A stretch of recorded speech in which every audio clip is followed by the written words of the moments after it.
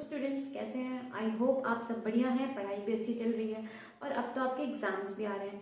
तो बेसिकली आज से हमारी वन शॉट सीरीज शुरू हो रही है। वन शॉट इन सेंस कि मैं सारे चैप्टर का आपको वन शॉट दूंगी, ठीक है ना। मतलब मिनिमम लेक्चर में उसे रैप करेंगे या एक या फिर मैक्सिमम 2 लेक्चर में रैप करेंगे। सिंस अगर बहुत बड़ा चैप्टर है तो उसे 3 भी लग सकता है, बट हम क्या करेंगे, हम मिनिमम ड्यूरेशन 2 घंटे की रखेंगे, ताकि क्या होगा, आपको हर एक टॉपिक समझ में आए और हर एक टॉपिक समझ में आए और आप मतलब लेक्चर अटेंड करें तो आप ऐसा ना कि आप थक जाएं, राइट। तो हर एक लेक्चर 2 घंटे का ही रहेगा, ठीक है ना। हम मैक्सिमम लिमिट 2 ही घंटे की रखेंगे पर लेक्चर, ठीक है। लेकिन वन शॉट मतलब एक ही लेक्चर में पूरा चैप्टर खत्म करने की कोशिश करेंगे, ठीक है ना। तो चलिए आज हम स्ट्रक्चर ऑफ एटम पे बढ़ते हैं। स्ट्रक्चर ऑफ एटम, देखिए आप क्या समझते हैं स्ट्रक्चर ऑफ एटम से। हम एटम, आप जानते हैं एटम क्या होता है। एटम एक स्फेरिकल स्ट्रक्चर है, ठीक है ना। आज अगर आपसे पूछूं क्या होता है एटम, एक स्फेरिकल स्ट्रक्चर है जिसका रेडियस 10⁻⁻10 मीटर होता है, ठीक है। और उसके अंदर उसके सब एटॉमिक पार्टिकल्स होते हैं जो कि इलेक्ट्रॉन होते हैं, ठीक है। उसका एटॉमिक मास जो है वो आप प्रोटॉन और न्यूट्रॉन की मदद से बता सकते हैं, ठीक है। यही सब तो होता है एटम। तो बट हम इस चैप्टर में सिर्फ एटम के बारे में ही पढ़ेंगे हर जगह, ठीक है ना। एटम क्या होते हैं, एटम के कैसे उसके अंदर की सब एटॉमिक पार्टिकल की डिस्कवरी पढ़ेंगे। फिर हम पढ़ेंगे कि उसके डिफरेंट मॉडल्स आए, ठीक है ना। फिर उसका जैसे कि जे थॉमसन है, फिर रदरफोर्ड, फिर बोहर्स, फिर लाइन स्पेक्ट्रा, ठीक है ना। ये सब चीजें पढ़ेंगे, ठीक है ना। फिर शेल क्या होता है जिसको हम ऑर्बिट बोलते हैं। फिर सब शेल पे जाएंगे, ठीक है ना। आओ बाओ प्रिंसिपल, ठीक है। बहुत सारी चीजें पढ़ेंगे, ठीक है। तो अपन चलो स्टार्ट करते हैं इस चैप्टर को। तो एटम जब एटम की खोज हुई तो ग्रीक में एटम का मतलब जो है एटोमो बोला गया। एटोमो का मतलब होता है इनडिविजिबल, मतलब आप एटम को डिवाइड नहीं कर सकते, ठीक है। तो ऐसा ग्रीक फिलोसोफर और इंडियन फिलोसोफर 400 बीसी में मानते थे, ठीक है। इवन वो कहते थे कि अगर ये देखिए ये मैटर है, ठीक है ना। और बहुत सारी चीज, मतलब anything that has a mass and which occupy space called matter, ठीक है। तो फॉर एग्जाम्पल ये जो मार्कर है मेरे हाथ में, ठीक है ना, अगर मैं इसको तोड़ू, ठीक है ना, इसे तोड़ू तो इसे सबसे छोटी, सबसे फंडामेंटल पार्टिकल जो मुझे इस पेन में मिलेगा वो होगा एटम।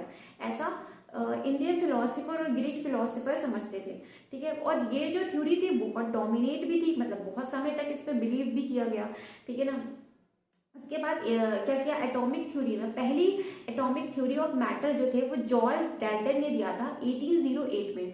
इसीलिए इनका नाम रखा गया डाल्टन्स एटॉमिक थ्योरी, ठीक है। तो डाल्टन एटॉमिक थ्योरी, इन्होंने क्या क्या बताया वो डिस्कस कर लेते हैं। तो इन्होंने कहा कि atom is a fundamental particle of matter, ठीक है ना। उसे आप तोड़ नहीं सकते, इट इज इनडिविजिबल। वो टूटा, अगर आप लकड़ी पढ़े और लकड़ी को आप तोड़े तो सबसे छोटी लकड़ी मिलेगी, उसे आप फिर नहीं तोड़ पाएंगे। तो वो ऐसा उन्होंने कहा कि वो जो सबसे छोटी चीज है वो एटम है किसी भी मैटर में, ठीक है। ऐसा इन्होंने कहा, ठीक है। दूसरी चीज उन्होंने कही कि एटम का मास तो होता है बट उसका कोई स्ट्रक्चर नहीं होता, ठीक है ना। तो उन्होंने कहा कि भाई इसका एटम का मास है पर कोई स्ट्रक्चर नहीं है। फिर उन्होंने कहा, तीसरा पॉइंट उन्होंने कहा कि atom of same element have same mass. मतलब फॉर एग्जाम्पल सोडियम में आप जानते हैं कितने सारे एटम्स हैं, तो उनका जो एटम है, मतलब एटम ऑफ सेम एलिमेंट के जो एटम है उनका सेम मास होगा। जैसे कि सोडियम में जितने भी एटम है उनका मास जो होगा वो सेम होगा, इनका मतलब ये था, ठीक है ना। फिर इन्होंने कहा atom of different element have different mass. Obviously जैसे सोडियम और मैग्नीशियम को देखा, सोडियम और मैग्नीशियम का मास क्या हो गया, डिफरेंट एलिमेंट है, तो इनके एटम का मास भी क्या होगा, डिफरेंट होगा, ऐसा इन्होंने कहा, ठीक है। इन्होंने एक्सप्लेन किया law of conservation of mass को, लॉ ऑफ कांस्टेंट प्रोपोर्शन और लॉ ऑफ मल्टीपल प्रोपोर्शन। ये हमने मोल में डिस्कस किया है, ये तीनों लॉ के बारे में हमने मोल कॉन्सेप्ट पढ़ा था ना अच्छे से, तो उसमें डिस्कस किया है, ठीक है। इसका ड्रॉबैक फिर ऑब्वियसली अब इन्होंने अपनी थ्योरी दे दी। तो अब साइंटिस्ट क्या करने लगे 19th सेंचुरी में या 20th सेंचुरी में, क्या करने लगे, ये देखने लगे कि क्या एटम सच में फंडामेंटल पार्टिकल है, एटम से या छोटी चीज नहीं है। तो उन्होंने काफी एक्सपेरिमेंट करने लगे, तो उन्हें पता चला कि नहीं, एटम के अंदर भी उसमें सब एटॉमिक पार्टिकल होते हैं। एटम भी कुछ 34 से 36 पार्टिकल से मिलकर बना होता है और प्रीडोमिनेटली उसमें इलेक्ट्रॉन्स, प्रोटॉन्स और न्यूट्रॉन्स होते हैं, ठीक है। उसके बाद आइसोटोप्स और आइसोबार जो है वो नेचर में एग्जिस्ट करते हैं। आप जानते हैं फॉर एग्जांपल आइसोटोप्स क्या होते हैं। आइसोटोप्स जिसका मास नंबर डिफरेंट होता है बट एटॉमिक नंबर सेम होता है। For example protium, deuterium and tritium, this is isotope. आप देख रहे हैं कि इसका मास नंबर डिफरेंट है, मतलब इसका मास डिफरेंट आ रहा है, ठीक है ना। ऐसे जाने पे मास बढ़ रहा है, ठीक है ना। क्या ये सेम एलिमेंट नहीं है? सेम एलिमेंट है, हाइड्रोजन है तीनों, ठीक है ना, तीनों हाइड्रोजन है, ठीक है ना। तो इन्होंने कहा कि जो सेम एलिमेंट के एटम है उनका मास सेम होगा।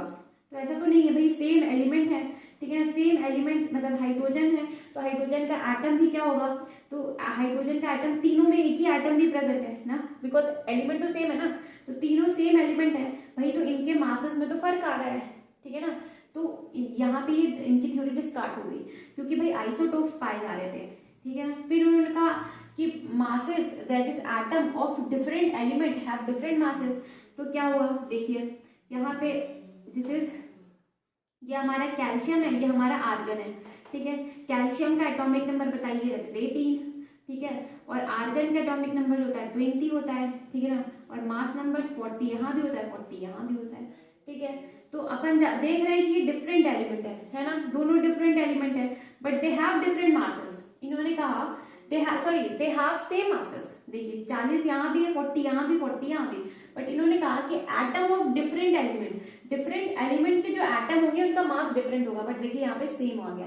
तो आइसोटोप और आइसोबार बाद में नेचर में एग्जिस्ट किए, इसकी वजह से इनकी थ्योरी डिस्कार्ड की गई, ठीक है ना। इन्होंने कहा एटम स्ट्रक्चर वैसे है, बट आप जानते हैं जे थॉमसन जी ने एटम को स्फेरिकल बोला है, और आगे चल के हम बात करते हैं 3D में, हम मतलब देख तो नहीं सकते ना एटम को, तो स्पेरिकल, मेनली स्पेरिकल ही बोला जाता है, ठीक है ना।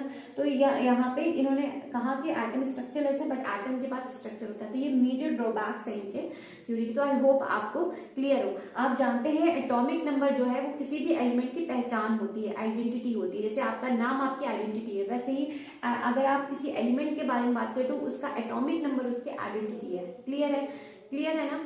तो चलिए आगे बढ़ते हैं, ठीक है, ओके। तो चलिए आप नोट डाउन कर लीजिए। 1860s में क्या हुआ, बहुत सारे साइंटिस्ट, मेनली फैराडे जो थे, वो काम कर रहे थे electrical discharge through a partially evacuated tube, जिस ट्यूब को इन्होंने कहा कैथोड रे डिस्चार्ज ट्यूब।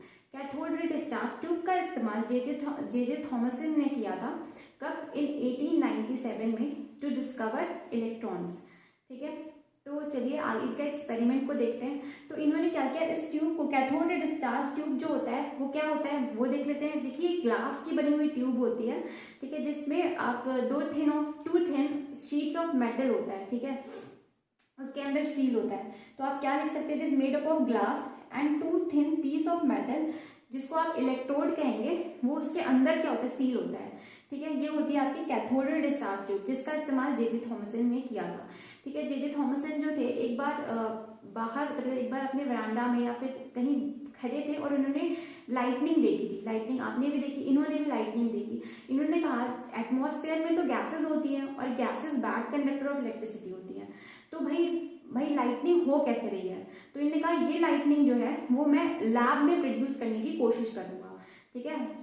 तो इन्होंने क्या किया, इन्होंने इस ट्यूब के अंदर इनर्ट गैसेस को भर दिया। इनर्ट गैसेस जो होती हैं वो पुअर कंडक्टर ऑफ इलेक्ट्रिसिटी होती हैं। तो क्या किया इन्होंने, बिल्कुल एटमॉस्फेयर का केस लिया। भाई आप जब हाइट पे जाते हो तो क्या होता है, प्रेशर क्या हो जाता है, घट जाता है, ठीक है। तो वही किया इन्होंने, यहाँ पे लो प्रेशर क्रिएट किया, यहाँ पे गैसेस भरी और लो प्रेशर क्रिएट किया। यहाँ पे कैसे, यहाँ पे वैक्यूम पंप लगाया, ठीक है। वैक्यूम पंप से क्या किया, गैसेस जो हैं, अगर ज्यादा प्रेशर होगा तो गैसेस को रिलीज कर देंगे, ठीक है। तो क्या किया, और दूसरा चीज इन्होंने बहुत ज्यादा हाई वोल्टेज लिया, ठीक है, जो कि 10,000 वोल्ट था। हमारे घर की इलेक्ट्रिसिटी 220 वोल्ट पे चलती है, ठीक है। तो इन्होंने इतना हाई वोल्टेज दिया जिससे गैस क्या हो गई, आयोनाइज हो गई, उन पे चार्ज डेवलप हो गया। चार्ज कैसे डेवलप होगा, इलेक्ट्रॉन कि लॉस से, ठीक है ना, इलेक्ट्रॉन के लॉस या गेन से आप जानते हैं कैटायन एनायन ये सब आयंस बनते हैं, ठीक है। तो वही आयोनाइज हो गए, ठीक है, गैसेस क्या हो गए, आयोनाइज हो गए, दे बिकम कंडक्टर, ठीक है, इतना हाई वोल्टेज दिया इन्होंने। तो क्या इन्होंने ऑब्जर्व किया कि कुछ रेज जो है वो कैथोड से एनोड की तरफ आ रही है, ठीक है। तो फिर ये तो इन्होंने ऑब्जर्व किया, भाई इसका कोई प्रूफ तो होगा। तो इन्होंने क्या किया, इन्होंने एक ओपेक ऑब्जेक्ट को रखा कैथोड के आगे। और अब जैसे कि अगर हम अगर लाइट के सामने खड़े हैं तो हमारी शैडो जस्ट पीछे बनती है। तो इन्होंने भी यही कॉन्सेप्ट लगाया, इन्होंने कैथोड कोई ऑब्जेक्ट कैथोड के आगे रख दिया और शैडो जो है वो अपीयर हुई एनोड पे। क्लियर। दूसरा चीज उन्होंने किया कि यहाँ पे इन्होंने जो एनोड था इस पे क्या कर दिया, छेद कर दिया, ठीक है ना, छेद कर दिया, ऐसे ऐसे ऐसे एंड ऐसे, ठीक है ना, छेद कर दिया। अब इस रे जो है इस छेद से पास कर जाएगी, ठीक है ना, इस होल से क्या करेगी, पास कर जाएगी। और क्या होगा, और जो ये स्क्रीन थी एनोड के जस्ट पीछे वाली, ठीक है ना, ये जो स्क्रीन थी इसे ZnS से कोड कर दिया। ZnS एक फ्लोरेसेंट मटेरियल है। फ्लोरेसेंट क्या होता है, तो फ्लोरेसेंट मटेरियल ऐसे मटेरियल होते हैं जिस पर जब भी लाइट गिरती है वो पूरी रिफ्लेक्ट बैक करता है, ठीक है। जैसे कि आप हाईवे वगैरह पे जाते हैं, वहां पे एक ग्रीन कलर का बोर्ड है, जब जैसे ही लाइट उस पर गिरती है वो सीधे चमकता है, ठीक है। और क्या होती है कि जब आप क्रॉस करते हैं रोड, जेब्रा क्रॉसिंग, वहां पे भी लगा होता है, छोटा छोटा नहीं होता है इंटरब्लॉकिंग वगैरह, तो वहां वो भी देखिए चमकता है जैसे जब लाइट उस पर पड़ती है तो, ठीक है ना। तो वो सब क्या है, फ्लोरेसेंट मटेरियल है, ठीक है। तो ये इन्होंने इस्तेमाल किया। तो जैसे ही रे जो है आई और इस होल से पास करी और इस स्क्रीन पे क्या की, स्ट्राइक की, तो वैसे ही ये जो स्क्रीन थी वो ग्लो हो गई, ठीक है। और ग्लो हो गई लेकिन उसमें कुछ साउंड था। आपने जब भी फुलझड़ी जलाई होगी या फिर अनार जलाया होगा तो कुछ साउंड्स आते हैं उसमें, ठीक है ना। तो इसका मतलब ये है कि रे के साथ कुछ पार्टिकल्स भी हैं, ठीक है ना, इससे ये प्रूव हुआ। तो इन्होंने क्या किया, इन्होंने एक रोटेटिंग व्हील रखी। इन्होंने कहा अगर रोटेटिंग व्हील यहाँ रखते हैं और अगर रे आती है तो अगर उसमें कोई पार्टिकल है तो उस व्हील को क्या कर देगा, रोटेट कर देगा। तो ऐसा ही हुआ, यहाँ पे जैसे ही रे आई, यहाँ पे व्हील रखी थी, वैसे ही वो रोटेट हो गया, ठीक है। तो यानी कि इस रे के साथ कोई ना कोई पार्टिकल है। तो उस पार्टिकल को इन्होंने, उस रे का नाम इन्होंने कैथोड रे रखा और उस पार्टिकल का नाम कैथोड रे पार्टिकल रखा, ठीक है। फिर क्या किया इन्होंने, क्या किया, फिर अब उसका नेचर, ठीक है ना, भाई रे तो है उसके साथ पार्टिकल, बट पार्टिकल का नेचर क्या होगा। तो इन्होंने क्या किया, एक पॉजिटिव टर्मिनल एक नेगेटिव, मतलब दो यहाँ पे क्या रखे, पोटेंशियल डिफरेंस क्रिएट कर दिया, ठीक है ना, प्लस और माइनस रख के। जैसे ये रे आई तो वैसे ही क्या हुई, जैसे ये रे आई, जैसे यहाँ से रे आ रही है तो वैसे ये यहाँ डेविएट हो गई, आई यहाँ डिफ्लेक्ट, ये आई ऐसे डिफ्लेक्ट। तो यानी कि ये जरूर नेगेटिव चार्ज पार्टिकल है, बिकॉज वो पॉजिटिव टर्मिनल की तरफ जा रहा है ना, वो पॉजिटिव चार्ज की तरफ जा रहा है। तो पक्का ये क्या है, नेगेटिव चार्ज पार्टिकल है। तो इन्होंने नेगेटिव चार्ज पार्टिकल को कैथोड रे पार्टिकल का नेचर बता दिया कि वो नेगेटिव चार्ज है, नेगेटिवली चार्ज है, बट इसका नाम इलेक्ट्रॉन जो है वो स्टॉर्नले रे रखा था। तो आई होप आपको ये डिस्कवरी जो है वो क्लियर है, ठीक है। आप पॉइंट्स लिख सकते हैं। रिजल्ट याद रखना है जे थॉमसन जी के एक्सपेरिमेंट से।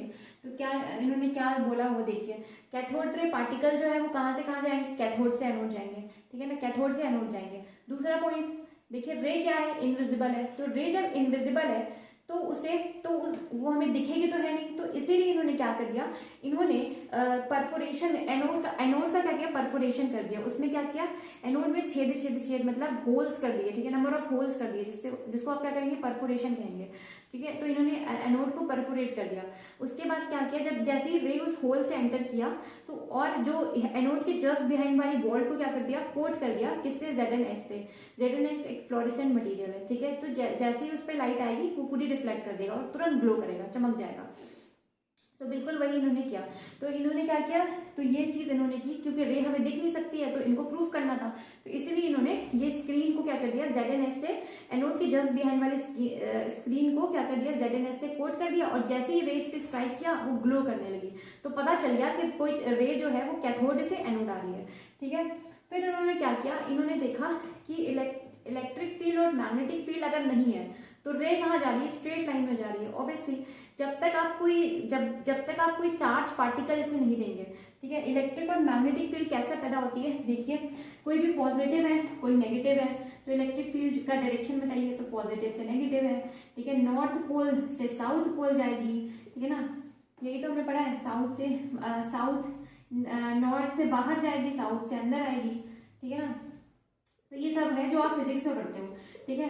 तो बिल्कुल ऐसे ही याद रखना है कि इलेक्ट्रिक और मैग्नेटिक फील्ड अगर नहीं है तो स्ट्रेट ही चलेगी, भाई कोई चार्ज आपने दिया नहीं, ठीक है, चार्ज की तरफ मूव करेगी, क्योंकि इसका नेचर कैसा है, अभी हमने डिस्कस किया था कि नेगेटिवली चार्ज पार्टिकल है।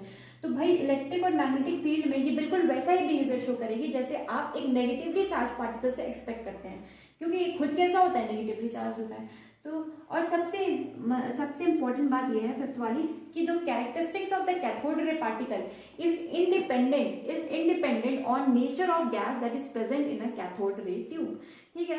तो जैसे कि आपने कैथोड रे ट्यूब में, मैं दिखाती हूँ, फॉर एग्जाम्पल आपने हाइड्रोजन डाला, ठीक है ना, हाइड्रोजन गैस डाली, ठीक है, आप जानते हैं मॉलिक्यूल है तो ये बॉन्ड टूटा, ठीक है, हाइड्रोजन के एटम्स आपको मिल गए। अब इस एटम ने क्या किया, इस एटम पे एक इलेक्ट्रॉन लॉस कर दिया, तो क्या डेवलप हो गया, पॉजिटिव, ठीक है। फिर मैंने गैस चेंज कर दी, इस बार मैंने ऑक्सीजन लिया, ठीक है। अब ये ऑक्सीजन का बॉन्ड टूटेगा तो मेरे को 2 ऑक्सीजन के एटम मिल जाएंगे। अब ऑक्सीजन ने क्या किया, इलेक्ट्रॉन यूज किया, तो क्या बन गया, ठीक है। तो भाई हम गैस चाहे हाइड्रोजन ले रहे हैं चाहे ऑक्सीजन ले रहे हैं, हमें मिल तो इलेक्ट्रॉन ही रहा है ना, इलेक्ट्रॉन का नेचर थोड़ी ना बदल रहा है, ठीक है ना, इलेक्ट्रॉन का कैरेक्टर तो वही है, ठीक है ना। वो अभी भी नेगेटिवली चार्ज पार्टिकल है, वो अभी भी उसका चार्ज जाएगा ना, उसका मास बदलेगा ना चार्ज बदलेगा, ठीक है। कैरेक्टर में तो यही होगा, ये अभी भी कैथोड से जाएगा, कैथोड से एनोड जाएगा, ठीक है ना, इसका वही नेचर, बिकॉज ये नेगेटिवली चार्ज है, ठीक है, इलेक्ट्रॉन है, ठीक है ना। तो इलेक्ट्रॉन तो कभी नहीं बदलेगा ना, चाहे मैं हाइड्रोजन लूँ, नाइट्रोजन लूँ, कोई भी गैस लूँ, ठीक है ना। तो character of cathode ray particle जो कि आपका इलेक्ट्रॉन है वो इंडिपेंडेंट है नेचर ऑफ गैस से, क्योंकि कोई भी गैस जब भी रिलीज होगी, ठीक है ना, तो वो एक इलेक्ट्रॉन छोड़ेगी, और इलेक्ट्रॉन जो है वो तो इंडिपेंडेंट ही रहेगा, ठीक है ना। आई होप आपको क्लियर है, ठीक है। तो इसीलिए कहा गया electron are the fundamental particle of all the atom, जितने भी एटम्स हैं उनमें क्या होता है, इलेक्ट्रॉन होता है, ठीक है, उसके अंदर भी इलेक्ट्रॉन होता है, ठीक है। डाल्टन ने क्या कहा था, ये एटम तो छोटी चीज नहीं है, बट यहाँ से प्रूव हो गया कि एटम जो है वो भी इलेक्ट्रॉन से मिलकर बने हुए हैं।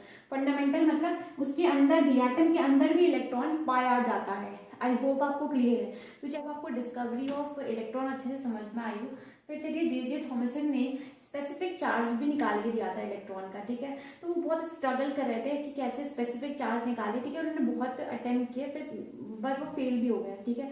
फिर उन्होंने क्या किया, एक्सपेरिमेंट किया कैथोड रे ट्यूब में। क्या किया इन्होंने कहा कि ये पाथ ऑफ इलेक्ट्रॉन है, ठीक है, this is path of negatively charge particle, क्योंकि इलेक्ट्रॉन तो इन्होंने नाम ही नहीं रखा था, तो स्टैनले ने बाद में रखा था, नेगेटिवली चार्ज पार्टिकल है, ठीक है ना, ये पाथ है उसका, ठीक है, स्ट्रेट जा रहा है। बट अगर यहाँ पे हम मैग्नेटिक इलेक्ट्रिक फील्ड रख दें, ठीक है ना, तो और ये हमें रे का नेचर तो पता है, हमें रे तो दिखेगी नहीं क्योंकि वो इनविजिबल है, ठीक है ना। तो क्या किया यहाँ पे, फिर क्या कर दिया, ये जो ZnS से फिर से इसकी कोटिंग कर दी, किससे, ZnS से, जो कि एक फ्लोरेसेंट मटेरियल है, ठीक है। फिर क्या हुआ, फिर देखा कि ये जो है जब कोई भी फील्ड नहीं थी तो ये यहाँ पे एट पॉइंट, सपोज मैं ए बोल दूं, तो ए पॉइंट पे हिट कर रहा था, मतलब स्ट्रेट हिट कर रहा था। बट इलेक्ट्रिक फील्ड आने से ये क्या कर गया, ये जो है ये यहाँ पे जाके यहाँ थोड़ा सा डेविएट कर गया यहाँ पे, ठीक है। अब इसने कहाँ हिट किया, ये पॉइंट सपोज बी मान लूँ, तो इसने बी पे हिट किया, ठीक है। तो फिर मैंने कहा कि अब क्या किया, अब इलेक्ट्रिक फील्ड नहीं है, ठीक है, अब इन्होंने इलेक्ट्रिक फील्ड हटा दी, ठीक है ना, इलेक्ट्रिक फील्ड हटा दी, ठीक है, इलेक्ट्रिक फील्ड हटा दी। फिर क्या किया, इन्होंने एक मैग्नेटिक फील्ड लगाई नीचे की तरफ, ठीक है। फिर क्या देखा, जब मैग्नेटिक फील्ड लगाई तो इन्होंने देखा कि रे जो है वो अपने पाथ से डेविएट हो गई और यहाँ पे सी पॉइंट पे हिट की, ठीक है ना। अब ये तीनों पॉइंट जो है ये फ्लोरेसेंट मटेरियल से मिलके बने हैं। तो जैसे ही रे इस पे हिट करेगी, जैसे ही रे आके इस पे लगेगी, इस स्क्रीन पे जैसे ही स्ट्राइक की, वैसे ही ग्लो कर जाएगा और हमें पता चल जाएगा कि रे जो है वो यहाँ पे स्ट्राइक की है, ठीक है ना। ये रे जो है उसका नेचर क्या है वो हमें इलेक्ट्रिक फील्ड और मैग्नेटिक फील्ड से पता चल गया, ठीक है। फिर फिर अगर हम दोनों चीज रखें, मतलब यहाँ पे इलेक्ट्रिक फील्ड रखें, यहाँ पे मैग्नेटिक फील्ड है, बट इसी के ऊपर साइड में, ठीक है, क्या रखें, इसी के 180 डिग्री पे क्या रख दें, इलेक्ट्रिक फील्ड रखें, और दोनों को बैलेंस कर दें, मतलब इक्वल कर दें, तो रे कहाँ जाएगी, पाथ ए पे जाएगी। तो जब पाथ ए पे स्ट्राइक हो रहा था तो उस समय E is equals to B था, ठीक है ना। जब पाथ ए मतलब स्ट्रेट लाइन पे जा रही थी, तो यानी कि जब बिल्कुल डेविएशन नहीं हो रहा था, तो E is equals to B था, ठीक है ना। इलेक्ट्रिक फील्ड और मैग्नेटिक फील्ड एक दूसरे को बैलेंस कर दिया। बट ठीक है, बट अगर वो बी पे जा रही थी तो यानी कि इलेक्ट्रिक फील्ड की वजह से उसमें डेविएशन है, और अगर वो मतलब ई की वजह से, इलेक्ट्रिक फील्ड की वजह से वो डेविएट कर रही है अपने पाथ से, ठीक है, ए से डेविएट करके बी पे जा रही है, और अगर ए से सी पे आ रही है, ठीक है ना, वो सिर्फ इसकी वजह से, मैग्नेटिक फील्ड की वजह से आ रही है, ठीक है। जब दोनों प्रेजेंट है तो दोनों ने एक दूसरे को बैलेंस कर दिया, जिसकी वजह से वो ए पॉइंट पे हिट कर रही है। हमें तो दिख रहा है, ग्लो दिख रहा है, वैसे ग्लो के माध्यम से हम बता सकते हैं ना कि रे कहाँ से, मतलब किसकी वजह से डेविएट हो रही है, ठीक है ना। तो ये इन्होंने इस एक्सपेरिमेंट से क्या किया, इन्होंने समझाया कि amount of deviation of particle, ठीक है, from it part depend upon greater the negative charge of the particle. मतलब जितना ज्यादा नेगेटिव चार्ज होगा, मतलब ये जो नेगेटिवली चार्ज पार्टिकल, ऑब्वियसली इस पार्टिकल पे कैसा चार्ज है, नेगेटिव चार्ज, तो जितना ज्यादा नेगेटिव चार्ज होगा, मैग्नीट्यूड के बारे में बात हो रही है, जितना ज्यादा नेगेटिव चार्ज होगा उतना अमाउंट ऑफ डेविएशन होगा, उतना वो डेविएट करने की क्षमता रखेगी, ठीक है। जितना कम मास होगा, मतलब जितना लाइटेस्ट पार्टिकल होगा उतना ज्यादा क्या होगा, उतना ज्यादा उसका डेविएशन होगा, उतना ज्यादा उसका डिफ्लेक्शन होगा। जितना स्ट्रेंथ मैग्नेटिक या फिर इलेक्ट्रिक फील्ड का होगा उतना ज्यादा डेविएट होगा। जैसे कि आपने यहाँ देखा ही, इलेक्ट्रिक फील्ड लगाते ही अपने ओरिजिनल पाथ से डेविएट हो गए, ठीक है ना। फिर इसी एक्सपेरिमेंट से इन्होंने क्या निकाला, he found specific charge of electron, जो कि क्या होता है, चार्ज अपॉन मास रेशियो, ठीक है ना। तो इन्हें चार्ज नहीं पता था, ये तो इस रेशियो को बताया इस एक्सपेरिमेंट के थ्रू, ठीक है। वो क्या निकाला इन्होंने, 1.75 इंटू 10 की पावर 11, ठीक है, इंटू 10 की power 11 coulomb per kg, as we know, क्योंकि ये चार्ज की एसआई यूनिट कूलम होती है और मास की केजी होती है, ठीक है। बट हम ग्राम में अगर हम कन्वर्ट करें इसे तो 1.75 इंटू 10 की पावर 8 कूलम पर ग्राम। इन्होंने क्या किया था, मिल्किन्स के एक्सपेरिमेंट का नाम था, मिल्किन्स एक्सपेरिमेंट का नाम क्या था, ऑयल ड्रॉप एक्सपेरिमेंट, ठीक है ना, ऑयल ड्रॉप एक्सपेरिमेंट, ठीक है ना, ऑयल ड्रॉप एक्सपेरिमेंट। वहां से इन्होंने इलेक्ट्रॉन का चार्ज निकाला था, ठीक है। तो यही फाउंड चार्ज ऑन इलेक्ट्रॉन, ठीक है ना, चार्ज ऑन इलेक्ट्रॉन 1.6 इंटू 10 की पावर -19 कूलम चार्ज इन्होंने इलेक्ट्रॉन का निकाला था। इन्होंने कहा था कि जो ऑयल ड्रॉप पे चार्ज होगा, चार्ज ऑन ऑयल ड्रॉप, ठीक है ना, वो हमेशा क्या होगा, वो जो होगा वो Ne होगा, ठीक है, जहां पे n की value 1 2 3 4 5 dash dash dash n तक, ठीक है ना, इसकी वैल्यू होगी। मतलब इन्होंने कहा था कि चार्ज जो है उसका नेचर क्या है, क्वांटाइज्ड है, ठीक है ना। चार्ज जो होगा कभी n की वैल्यू क्या होगी, 0.5 नहीं हो सकती, ठीक है ना, 0.5 नहीं हो सकती। चार्ज जो होगा 1 कूलम होगा, सॉरी 1 मतलब सबसे छोटा चार्ज, अगर मैं बोलूं कि ऑयल ड्रॉप पे सबसे छोटा चार्ज क्या आएगा, तो 1.6 इंटू 10 की पावर -19 कूलम आएगा, जो कि इलेक्ट्रॉन का चार्ज है जो इन्होंने निकाला था। इन्होंने कहा था चार्ज जो है वो क्वांटाइज है, मतलब n की वैल्यू अगर मैं 2 रखूं तो इसकी वैल्यू क्या हो जाएगी 2e, अगर 3 रखूं तो 3e, ठीक है, 1.5 कभी नहीं होगा, ठीक है ना, 2.5 कभी नहीं होगा, ऐसा इन्होंने कहा था, ठीक है ना, अपने एक्सपेरिमेंट में मैंने, ठीक है। तो हमें याद क्या रखना है, इन्होंने चार्ज दिया था, ठीक है ना। अब चार्ज आ गया तो भाई जे थॉमसन जी ने क्या किया, मास निकाल दिया। J Thomson found mass of electron, इन्होंने मास ऑफ इलेक्ट्रॉन निकाला, ठीक है, मास ऑफ इलेक्ट्रॉन निकाला। कैसे निकाला, स्पेसिफिक चार्ज पता था, that is charge upon mass, ठीक है ना, भाई इलेक्ट्रॉन का है, ये इलेक्ट्रॉन का, ठीक है ना, इलेक्ट्रॉन का, तो ये स्पेसिफिक चार्ज है, ठीक है। चार्ज अभी इन्होंने यहाँ निकाला था, क्या था, 1.75 इंटू 10 की पावर 11 कूलम, ठीक है ना, ये निकाला था। चार्ज अभी मिल्किन जी ने निकाल दिया 1.6 इंटू 10 की पावर -19 कूलम। ठीक है, इससे क्या आ गया, मास ऑफ इलेक्ट्रॉन्स आ गया। ठीक है ना, मास ऑफ इलेक्ट्रॉन्स आ गया। ये क्या दिया, 1.7 इंटू 10 की पावर 11 केजी, सॉरी कूलाम पर केजी, कूलाम पर केजी, कूलाम से कूलाम कैंसिल हो गया। ठीक है ना, तो मास क्या आ जाएगा, तो इलेक्ट्रॉन जब इन्होंने कितना आ गया, मास ऑफ इलेक्ट्रॉन आ गया 9.1 इंटू 10 की पावर -31 केजी। ठीक है ना, तो यहाँ पे लिख दूँ मैं, मास कहाँ लिख दूँ भैया, यहाँ पे दिखे। ठीक है ना, तो ये मैं यहाँ पे मिटा दूँ क्योंकि आपको समझ में आ गया ये यहाँ पे आएगा। ठीक है ना, जब ये यहाँ पे आएगा तो मास मतलब ये इधर आ जाएगा और मास ऑफ इलेक्ट्रॉन इधर चला जाएगा। ठीक है, तो ये 1.6 इंटू 10 की पावर -19 कूलम अपॉन 1.75 इंटू 10 की पावर 11। ठीक है ना, जब इसे डिवाइड करेंगे तो मास कितना आ जाएगा, तो मास ऑफ इलेक्ट्रॉन जो आपको याद रखना है वो है 9.1 इंटू 10 की पावर -31 केजी है। ठीक है ना, इतना मास है इलेक्ट्रॉन का मास है, जो कि किसने निकाला, जे थॉमसन जी ने निकाला। ठीक है, चार्ज किसने निकाला, मिल्टन ने निकाला। ठीक है ना, जब चार्ज निकाल दिया तभी ये मास निकाल पाए। ठीक है, स्पेसिफिक चार्ज ऑफ इलेक्ट्रॉन किसने दिया, जे थॉमसन जी ने दिया। ठीक है ना, आई होप आपको क्लियर हो। चलिए अब फाइनली प्रोटॉन पे चलते हैं। इलेक्ट्रॉन की डिस्कवरी हमारी कंप्लीट होती है, हमने सारी चीज इलेक्ट्रॉन के बारे में पढ़ ली। अब चलिए प्रोटॉन पे चलते हैं। तो डिस्कवरी ऑफ प्रोटॉन में सबसे पहले हम देखते हैं कि 1886 में यूजेन गोल्डस्टेन ने देखा, उन्होंने भी यही डिस्चार्ज ट्यूब का, गैस डिस्चार्ज ट्यूब का इस्तेमाल किया था। ठीक है, जो कि जे थॉमसन जी ने किया था। ठीक है, और उसकी थोड़े बहुत चेंजेस किए। इन्होंने वही चीज रिपीट की जो कि जे थॉमसन जी ने अपने एक्सपेरिमेंट में रिपीट की थी। ठीक है, बस इन्होंने क्या किया, इन्होंने परफोरेट किसको किया, उन्होंने एनोड को परफोरेट किया था, यहाँ इन्होंने कैथोड को परफोरेट कर दिया। ठीक है, परफोरेशन किसका किया इन्होंने, कैथोड में, मतलब कैथोड में क्या किया, होल्स क्रिएट किए। ठीक है, होल्स क्रिएट किए और क्या किया इन्होंने भी वही चीज देखी कि जैसे ZnS से कोटिंग की इन्होंने, जस्ट कैथोड के बिहाइंड इन्होंने कोटिंग की, क्योंकि इन्हें ऐसा लग रहा था कि रे जो है वो एनोड से कैथोड की तरफ चल रही है। ठीक है, जिसका नाम इन्होंने एनोड रे या फिर कैनाल रे रखा। कैनाल रे क्यों रखा, क्योंकि होल के थ्रू वो जा रही है। ठीक है ना, वो रे जो भी आपने किया कैथोड में परफोरेशन किया, तो मतलब होल क्रिएट किए, उस होल के थ्रू पास कर रही है, इसलिए उसे कैनल रे भी कहते हैं। ठीक है, एनोड रे को। ठीक है ना, तो और उसमें जो पार्टिकल्स हैं, ठीक है, इन्होंने ऐसे पार्टिकल्स भी प्रूव किए जो जे थॉमसन जी ने किया था, शैडो का इस्तेमाल किया। ठीक है, इन्होंने भी क्या किया, इन्होंने भी एनोड की तरफ कोई ओपेक ऑब्जेक्ट रखा और उसकी परछाई मतलब शैडो जो थी वो कैथोड की तरफ बढ़ रही थी।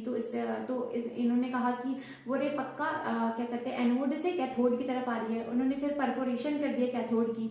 ठीक है, और उसके पीछे क्या किया, ZnS से कोट कर दिया कि कोई भी रे स्ट्राइक करे कैथोड को, ठीक है, और तुरंत ग्लो करे तो पता चलेगी कि रे कहाँ से आ रही है, एनोड से आ रही है। ठीक है, कैथोड की तरफ आ रही है। ठीक है ना, फिर इन्होंने क्या किया, कि उसमें कोई पार्टिकल है कि नहीं, तो उसके लिए इन्होंने रोटेटिंग व्हील रखी।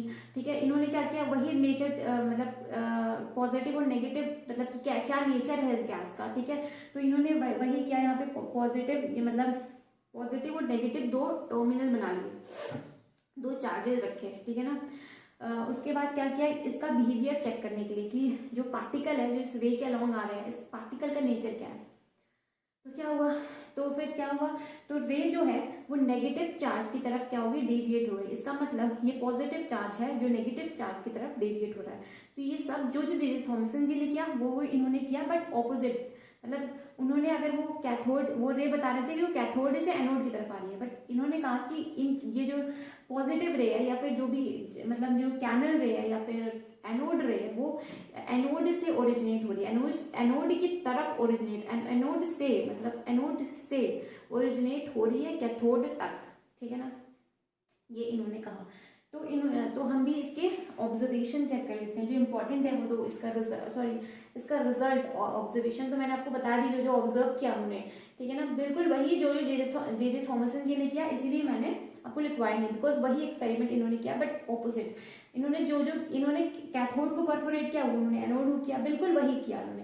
ठीक है ना, बस थोड़ी बहुत मॉडिफिकेशन की। तो इनका रिजल्ट इन्होंने कहा कि जो रे है वो ट्रैवल कहाँ से कर रही है, एनोड से कैथोड, जबकि आपने कैथोड रे को कहाँ देखा था, वो कैथोड से ओरिजिनेट, इसीलिए उसका नाम भी कैथोड रे था। ठीक है, कैथोड रे क्यों था, क्योंकि वो रे जो थी वो कैथोड के थ्रू जा रही थी। और इसका नाम एनोड रे क्यों है, क्योंकि ये एनोड के थ्रू जा रही है, तो इसलिए इसका ये रे जो थी वो कहाँ से कहाँ ट्रैवल कर रही थी, ये एनोड से कैथोड की तरफ ट्रैवल कर रही थी। फिर जो नेचर था इनका पॉजिटिव, ऑब्वियसली अभी हमने देखा एट द एंड कि उन्होंने भी बताया कि वो नेगेटिव चार्ज पार्टिकल थी, तो इन्होंने भी बताया, गोल्डस्टीन ने भी बताया एट द एंड कि ये पॉजिटिवली चार्ज पार्टिकल है। ठीक है ना, पॉजिटिवली चार्ज पार्टिकल है। देखो द रे अलॉन्ग विद, इन्होंने स्टडी किया द रे along with positively charge particle. ठीक है ना, तो इन्होंने भी एट द एंड बता दिया था कि ये जो पार्टिकल है इस रे के अंदर, इसका नेचर पॉजिटिव है, मतलब पॉजिटिवली चार्ज बॉडी की जैसे, पार्टिकल की जैसे वो बिहेव करेगी। ठीक है ना, तो इनका नेचर जो है वो डिपेंड करता है, the nature of positively charge particle that depend upon the nature of gas present in a tube. ठीक है ना, मतलब वहां पे जब हमने कैथोड रे ट्यूब मतलब जो हमने पढ़ा था, कैथोड रे पढ़ा था, तो उसमें हमने कहा था कि वो नेचर ऑफ गैस पे डिपेंड नहीं करती, उसके कैरेक्टर्स जो हैं, उसका नेचर जो है, कैथोड रे का जो नेचर है वो उस रे, इस ट्यूब में प्रेजेंट गैस पे डिपेंड नहीं करता। बट यहाँ पे भाई वो डिपेंड कर रहा है, क्यों कर रहा है, अभी हमने बताया था, अगर हम गैस चेंज कर दे, फॉर एग्जाम्पल अगर हम ऑक्सीजन ले लें और ऑक्सीजन से क्या उसको आयोनाइज कर दे, मतलब फॉर एग्जाम्पल जैसे कि मैं ये कह रही हूँ, ये कहाँ दिखाऊँ, देखिए जैसे कि ये ऑक्सीजन है, ठीक है, इस ऑक्सीजन, मेरे पास एक ऑक्सीजन गैस है, ठीक है, तो इससे मैंने क्या किया, इसका बॉन्ड तोड़ा और दो एटम्स बना दिए ऑक्सीजन के। अब इस ऑक्सीजन ने क्या किया, इलेक्ट्रॉन लॉस किया, तो इस पे क्या चार्ज आ जाएगा, पॉजिटिव चार्ज। ठीक है ना, तो ये क्या हुआ, ये ऑक्सीजन का आयन ही तो बन गया। ठीक है, अगर मैं नाइट्रोजन, यहाँ पे नाइट्रोजन गैस लूँ तो ये नाइट्रोजन का आयन बन जाएगा। तो यही the nature of positively charge particle, positively charge particle present, तो इट डिपेंड किस पे करेगी, भाई जो गैस है, गैस चेंज कर दी तो ये आयंस भी क्या होगा, चेंज हो जाएगा। तो आई होप आपको क्लियर है। ठीक है ना, चलिए नेक्स्ट पॉइंट पे देखते हैं। हाँ, these particle are simply the positive charge gaseous ion. देखिए ठीक है ना, ये क्या है, गैसियस आयन ही तो है, ये क्या है, गैस था।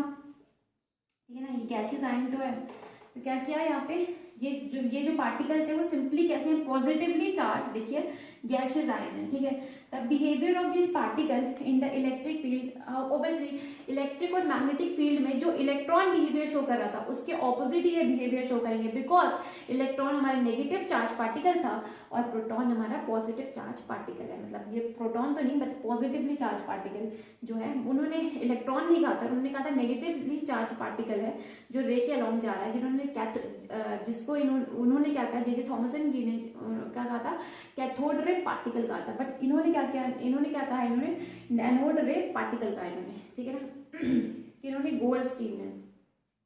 ठीक है ना, क्लियर है। फिर इन्होंने कहा द रेशियो, फिफ्थ पॉइंट हमारा है the ratio of q by m, जो कि क्या है, स्पेसिफिक चार्ज।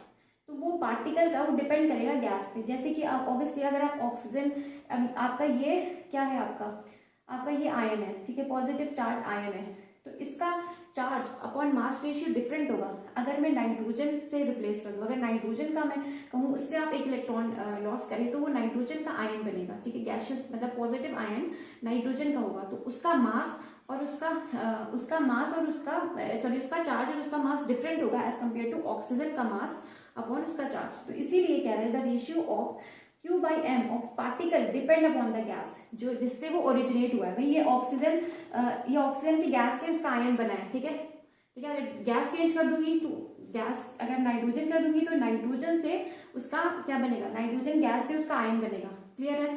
ठीक है, बट जब हम इलेक्ट्रॉन पढ़ रहे थे, मतलब कैथोड रे के बारे में पढ़ रहे थे, तो हमने कहा था कि भाई उसका कैरेक्टर, जो नेचर, कैथोड रे का जो कैरेक्टर होगा, जो उसका नेचर होगा, वो उसमें उसके प्रेजेंट, मतलब उसके ट्यूब में प्रेजेंट गैस पे डिपेंड नहीं करेगा, स्पेसिफिक चार्ज भी डिपेंड नहीं करेगा, क्योंकि इलेक्ट्रॉन तो इलेक्ट्रॉन ही है ना। चाहे मैं यहाँ पे कोई भी गैस ले लूँ, इलेक्ट्रॉन ही लॉस हो रहा है ना। ठीक है ना इसका मास बदला ना इसका चार्ज बदला। ठीक है ना, बट अगर मैं इस आयन, पॉजिटिव आयन के बारे में देखूँ तो इसका चार्ज भी बदला, मास भी बदला। ठीक है ना, तो वो यहाँ पे कह रहा है। ठीक ठीक है। अगर मैं बोलूँ प्रोटॉन, तो इन्होंने प्रोटॉन नहीं कहा था, इन्होंने कहा था कि पॉजिटिवली चार्ज पार्टिकल है, उस रे में पॉजिटिवली चार्ज पार्टिकल है, ठीक है ना। बट प्रोटॉन जो है, प्रोटॉन को डिस्कवर रदरफोर्ड ने किया था, अर्नेस्ट रदरफोर्ड ने किया था, ठीक है। रदरफोर्ड ने कैसे किया था, तो अल्फा पार्टिकल जो थे उनकी बम्बार्ड, उनकी क्या कराई थी, उनको नाइट्रोजन गैस के ऊपर स्ट्राइक कराया था, ठीक है ना, बम्बार्ड किया था, ठीक है। तो उसकी वजह से क्या हुआ, हाइड्रोजन का न्यूक्लियाई निकला था, मतलब हाइड्रोजन H+ निकला था, ठीक है ना, H+। और आप जानते हैं H+ सबसे लाइटेस्ट और सबसे स्मॉलेस्ट पॉजिटिव आयन है, ठीक है ना।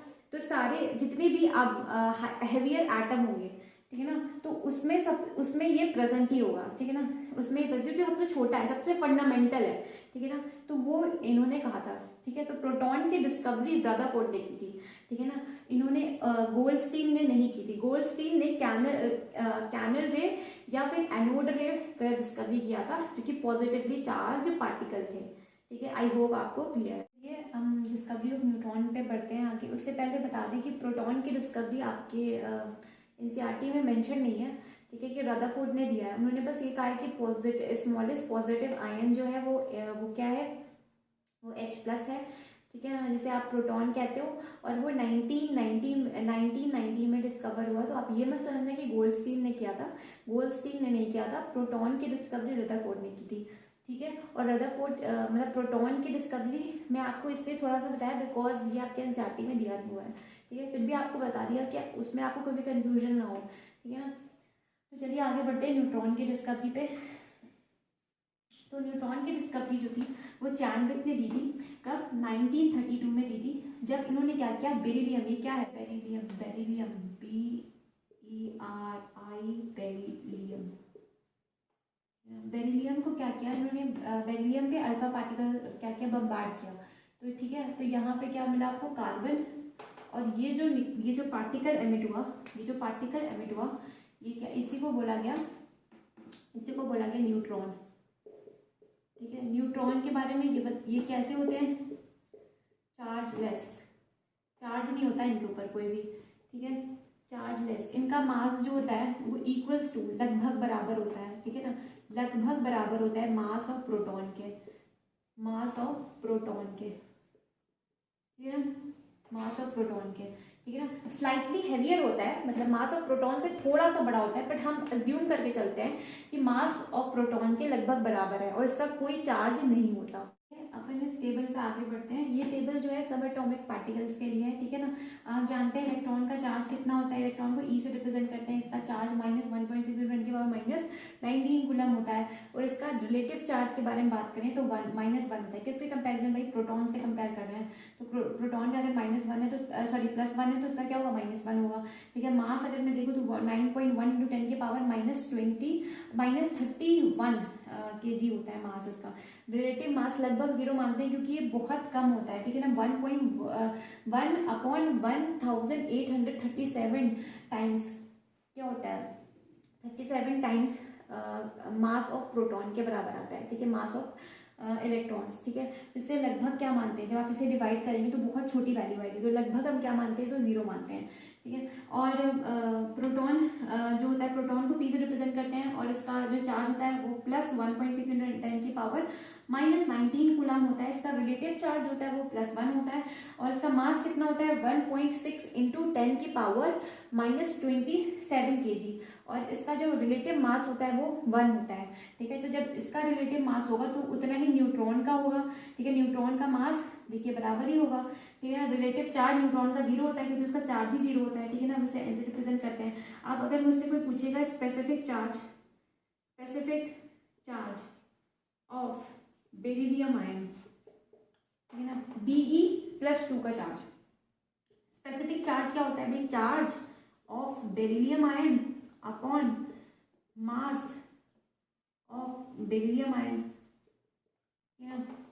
तो आप जानते हैं चार्ज जो इसमें दिया है वो है +2, तो +2 × 1, ठीक है ना, ये रिलेटिव चार्ज है, ठीक है ना, रिलेटिव चार्ज आपको दिया है, ठीक है ना। +2 या +3 जो भी दिया जाता है, जो भी आयंस पे चार्ज दिए जाते हैं वो उसका रिलेटिव चार्ज ही दिया जाता है, ठीक है।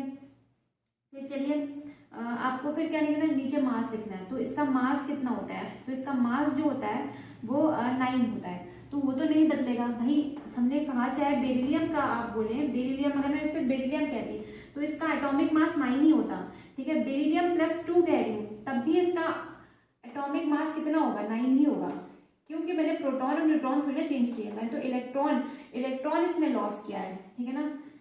नहीं तो इसके पास कितने इलेक्ट्रॉन होते हैं, 4 इलेक्ट्रॉन होते हैं, तो इसने 2 लॉस कर दिया, इस पे 2 का क्या आया +4 आया, ठीक है। तो ये आपका आंसर हो जाएगा, तो इसलिए बहुत इंपॉर्टेंट है, ठीक है ना। ऐसे क्वेश्चन आपको दिए जाते हैं, ठीक है। तो आई होप आपको क्लियर है। तो चलिए आगे बढ़ते हैं इस चैप्टर में। जे थॉमसन जी का एटॉमिक मॉडल देखते हैं। जे थॉमसन जी ने कहा था, उनका एटॉमिक मॉडल उन्होंने दिया था 1897 में जब उन्होंने एक्सपेरिमेंट किया था, और 1898 में उन्होंने ये मॉडल दिया था, ठीक है। कब दिया था मैंने लिखा नहीं है, लिख दीजिए, 1898 में उन्होंने ये मॉडल दिया था। इनके हिसाब से एटम जो है भैया वो स्फेरिकल शेप का है, ठीक है ना। इनके हिसाब से इन्होंने कहा एटम है स्फेरिकल शेप का है, ठीक है। इसका रेडियस जो है वो 10⁻⁻10 मीटर होता है, ऐसा इन्होंने बताया।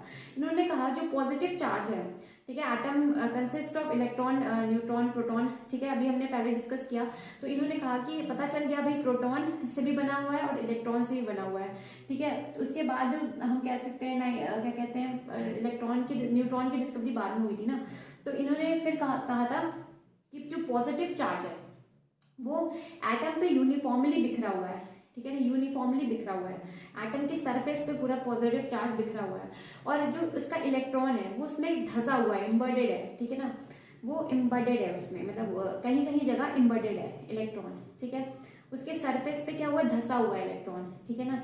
जैसे कि आप वाटरमेलन खाते हैं, ठीक है ना, आपने तरबूज खाया होगा, उसमें जो रेड रेड पार्ट है वो क्या है, पॉजिटिव आयन, और जो बीज है उसका ब्लैक ब्लैक होता है ना बीज, वो क्या है, धंसा होता है वो, तो वो इलेक्ट्रॉन है। तो बहुत, इसीलिए इनके मॉडल को हम लोग वाटरमेलन भी कहते हैं, पंप प्लडिंग भी कहते हैं, और रेजन प्लडिंग भी कहते हैं, ठीक है ना। इन्होंने कहा कि एटम न्यूट्रल होता है, जितना पॉजिटिव चार्ज होता है उसमें उतना नेगेटिव चार्ज होता है, ठीक है। क्लियर है, क्लियर है। तो फिर रदरफोर्ड मॉडल पढ़ते हैं, ठीक है। जे थॉमसन जी के बाद रदरफोर्ड आए, और जो ड्रॉबैक्स थे उनके, उन्होंने एक्सप्लेन करने की कोशिश की, उनके मॉडल में कोई कमी थी वो इन्होंने बताया, ठीक है। तो इनके मॉडल की स्टडी करते हैं। देखिए ये क्या, रदरफोर्ड जो थे अपने स्टूडेंट के साथ, देखिए जे थॉमसन जी के ये स्टूडेंट थे, ठीक है। तो इन्होंने क्या किया, इन्होंने अपने स्टूडेंट के साथ, जिनका नाम हैंस गीगर है, अर्नेस्ट मार्सडेन है, इनके साथ मिलकर क्या कराया, अल्फा पार्टिकल को गोल्ड फॉइल पे स्कैटर कराया, ठीक है। इसीलिए इसका नाम अल्फा पार्टिकल स्कैटरिंग एक्सपेरिमेंट भी पड़ गया, ठीक है। जब इन्होंने गोल्ड फॉइल का मतलब क्या हुआ, कोई पतली सी शीट मान लीजिए आप, ठीक है, गोल्ड की, तो इन्होंने क्या करा, इसके अल्फा पार्टिकल जैसे स्कैटर्ड हुए, और ये जो स्क्रीन थी ये एकदम सर्कुलर स्क्रीन थी ऐसे करके, ठीक है ना, और किसकी बनी हुई थी, ZnS की। हमें दिख तो नहीं रहा है, ठीक है ना, जब ये पार्टिकल ऐसे आ रहा है हमें नहीं दिख रहा है, बट जैसे ही इस पे स्ट्राइक करेगा ग्लो करेगा, जैसे अभी हमने इलेक्ट्रॉन में देखा था ना, इलेक्ट्रॉन में, प्रोटॉन में, हमें ऐसे तो पता चला क्योंकि रे कैसी होती है, इनविजिबल, ठीक है ना। तो हाँ, तो इन्होंने क्या किया, तो इन्होंने क्या देखा, इन्होंने ऑब्जर्वेशन क्या देखी, चलिए उस पर बात करते हैं। इन्होंने देखा कि ज्यादातर अल्फा पार्टिकल जो है वो स्ट्रेट जा रहे हैं, उनमें कोई डिफ्लेक्शन नहीं हो रहा, ठीक है भाई। अगर हमने जे थॉमसन जी का मॉडल याद करें, उन्होंने कहा था कि पूरा पॉजिटिव चार्ज जो है सरफेस पे बिखरा हुआ है, तो अगर पूरा पॉजिटिव चार्ज सरफेस पे बिखरा है तो भाई तो फिर गोल्ड जो है वो क्या है, एक तरह से एलिमेंट है। एलिमेंट किससे मिलके बने होते हैं, एटम से। तो ये क्या करे, तो यहाँ पे भी तो पॉजिटिव चार्ज हर जगह बिखरा होना चाहिए, और अल्फा पार्टिकल क्या है, हीलियम +2 आयन इस अल्फा पार्टिकल। तो क्या करेंगे, तो अल्फा पार्टिकल एक पॉजिटिव आयन है, तो पॉजिटिव में रिपल्शन होना चाहिए भाई जैसे ये आएगा तो इसकी स्पीड कम होनी चाहिए, और तुरंत 180 से डिफ्लेक्शन होना चाहिए, बट ऐसा कुछ नहीं देखने को मिला। इन्होंने कहा ज्यादातर अल्फा पार्टिकल स्ट्रेट चले गए विदाउट एनी डिफ्लेक्शन, ठीक है, और बहुत कम अल्फा पार्टिकल जो है वो डिफ्लेक्ट हुए कुछ छोटे एंगल से, वेरी स्मॉल एंगल से, ठीक है, ये इन्होंने कहा। और तीसरा पॉइंट इन्होंने कहा कि अगर 20,000 अल्फा पार्टिकल स्कैटर हुए हैं, उसमें से कोई एक अल्फा पार्टिकल 180 डिग्री से 180 मतलब 180 डिग्री से क्या करता है, डिफ्लेक्ट करता है। ये इन्होंने ऑब्जर्वेशन दी, और जब ऑब्जर्वेशन दी तो इनपे कुछ कंक्लूजन भी निकाला होगा, है ना। तो चलिए कंक्लूजन देख लेते हैं। कंक्लूजन में क्या कहा इन्होंने कि भाई ज्यादातर अल्फा पार्टिकल स्ट्रेट जा रहे हैं, कोई डिफ्लेक्शन नहीं हो रहा, यानी कि space, most of the space atom में कुछ मतलब बहुत ज्यादा स्पेस जो एटम में है वो खाली है ना। ये इन्होंने कहा, क्यों? क्योंकि भाई अल्फा पार्टिकल जो है वो सीधे जा रहे हैं। तो और दूसरी बात इन्होंने कही कि भाई पॉजिटिव चार्ज तो है, क्योंकि कुछ अल्फा पार्टिकल डिफ्लेक्शन भी शो कर रहे हैं, ठीक है ना, बहुत कम एंगल से कर रहे हैं, ठीक है ना, बहुत कम पार्टिकल कर रहे हैं बट कर रहे हैं। तो यानी कि पॉजिटिव चार्ज है लेकिन वो बहुत कम, बहुत कॉन्सेंट्रेटेड वॉल्यूम में वो प्रेजेंट है, ये इन्होंने कहा। तीसरी चीज उन्होंने कही कि जब आप न्यूक्लियस का वॉल्यूम देखेंगे एज कंपेयर टू एटम तो वो ना के बराबर है। फॉर एग्जाम्पल ये बड़ी सी दीवार जो है, ठीक है, आपको दिख नहीं रही है बट मैं कह रही हूँ, एक बड़ी, अपना रूम पकड़िए, उसकी बड़ी सी दीवार में आप एक पेन से जाके स्पेक मतलब एक डॉट बना लीजिए, ठीक है, वो डॉट भी नहीं दिखेगा, उस डॉट से भी छोटा क्या है, न्यूक्लियस है, और ये पूरा आपका दीवार क्या होगा, एटम होगा।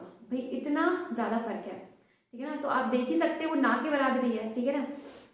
तो इन्होंने रेडियस निकाला न्यूक्लियस का जो 10⁻⁻15 मीटर है, और रेडियस का एटम तो जे थॉमसन ने बताया था 10⁻10 मीटर्स। तो और हाँ, ये जो है ये रेडियस और एटॉमिक मास में रिलेशन है जो कि बहुत इंपॉर्टेंट है, ठीक है ना। कभी कभी आपको रेडियस दे दिया जाता है, ठीक है ना, फॉर एग्जाम्पल आपको मैग्नीशियम का रेडियस दे दिया जाएगा और आप मैग्नीशियम का यहाँ मास नंबर लिखेंगे, ठीक है ना, और आपको एल्यूमिनियम का रेडियस पूछा जाएगा। तो आपको पता है आपको मैग्नीशियम का रेडियस दिया जाएगा, आपको एल्यूमिनियम का निकालना है क्योंकि एल्यूमिनियम का mass number as well as mass number of magnesium दोनों आपको पता है। तो आप इनमें पुट करके क्या कर लेंगे, मतलब रेडियस निकाल लेंगे, ठीक है। अपन क्वेश्चन करेंगे इस पे भी, तो पहले तो हम इसी पे आ जाते हैं, ठीक है ना। तो इन्होंने ये रिलेशन भी बताया, ठीक है ना, तो ये याद रखिएगा, ये बहुत इंपॉर्टेंट है, ठीक है। तो आप ये कंक्लूजन और ऑब्जर्वेशन लिख लीजिए। तो फिर हम इसके बाद रिजल्ट पे चलते हैं, ठीक है ना। फिर उसके बाद ड्रॉबैक्स भी डिस्कस करेंगे, ठीक है। अभी हमने एक्सपेरिमेंट के बारे में देख लिया रदरफोर्ड के, ठीक है, फिर हमने उनके ऑब्जर्वेशन भी चेक कर ली, फिर हमने क्या देखा, उनका कंक्लूजन देखा, फिर अब चलिए फाइनली रिजल्ट पे चलते हैं। तो रदरफोर्ड कहते हैं कि पॉजिटिव चार्ज और जो मोस्ट ऑफ द मास है एटम का वो कॉन्सेंट्रेट है एक स्मॉल स्पेस में, एक स्मॉल वॉल्यूम में, और उसका नाम जो है, उस रीजन का नाम जो है इन्होंने न्यूक्लियस रख दिया, ठीक है ना। और इन्होंने यही थे वो जिन्होंने न्यूक्लियस की डिस्कवरी की, प्रोटॉन की भी डिस्कवरी इन्होंने की और न्यूक्लियस की भी डिस्कवरी इन्होंने ही की है, ठीक है। तो इसीलिए रदरफोर्ड न्यूक्लियस मॉडल भी इसे कहा जाता है, ठीक है। इन्होंने कहा, ये कहते थे कि जैसे जे थॉमसन ने कहा था ना कि इलेक्ट्रॉन जो है वो एम्बेडेड होता है, ठीक है, धंसा होता है, ठीक है ना। इसमें जो एटम है वहीं कहीं कहीं चीज धंसा होता है, जैसे कि वाटरमेलन, जैसे वाटरमेलन का सीड जो है वो कहीं कहीं धंसा होता है ना रूट में, तो बिल्कुल वैसे इन्होंने कहा था कि इलेक्ट्रॉन भी धंसा होता है जे थॉमसन ने। बट इन्होंने कहा, रदरफोर्ड ने कहा कि न्यूक्लियस के चारों तरफ जो इलेक्ट्रॉन होता है वो सर्कुलर पाथ में घूमता है, ठीक है, सर्कुलर पाथ। और ये सर्कुलर पाथ कैसे घूमता है, अभी सेंट्रीपिटल फोर्स है, तो कौन सा फोर्स सेंट्रीपिटल कैसे काम कर रहा है यहाँ पे, तो इलेक्ट्रोस्टैटिक फोर्स जो है न्यूक्लियस और इलेक्ट्रॉन के बीच में इलेक्ट्रोस्टैटिक फोर्स लगता है, ठीक है ना। और ये फोर्स बिहेव करता है सेंट्रीपिटल की जैसे, और ये उस इलेक्ट्रॉन को न्यूक्लियस के चारों तरफ घुमाता है, ठीक है। अब हम जानते हैं, तो ये तीनों चीज इन्होंने रिजल्ट के फॉर्म में एक्सप्लेन, मतलब ये रिजल्ट था इनका एक्सपेरिमेंट से, ठीक है। एक बार रीड कर देते हैं। द पॉजिटिव चार्ज और most of the mass of atom is concentrated in small volume called nucleus.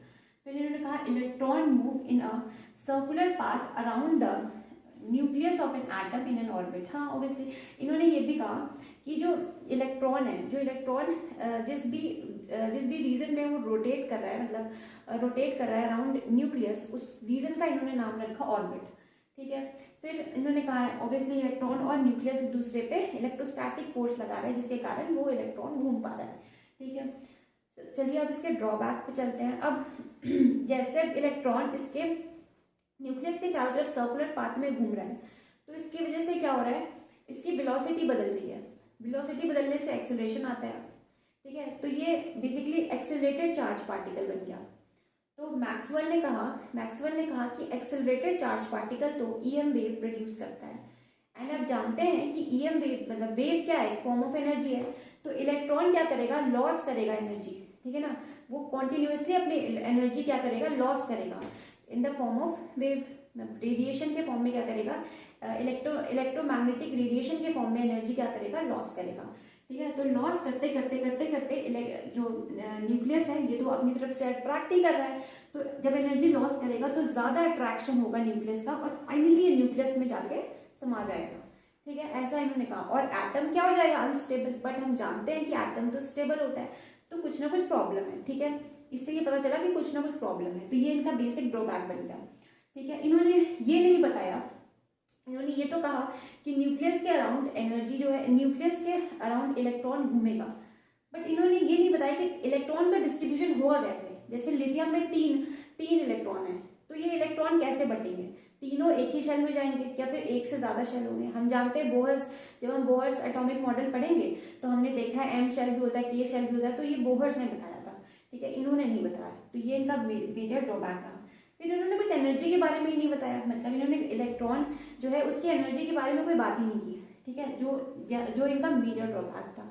तो ये तीनों इनके मेजर ड्रॉबैक्स थे। ठीक है, आगे चलते हैं, हम डुअल कैरेक्टर देख लेते हैं इलेक्ट्रोमैग्नेटिक रेडिएशन का।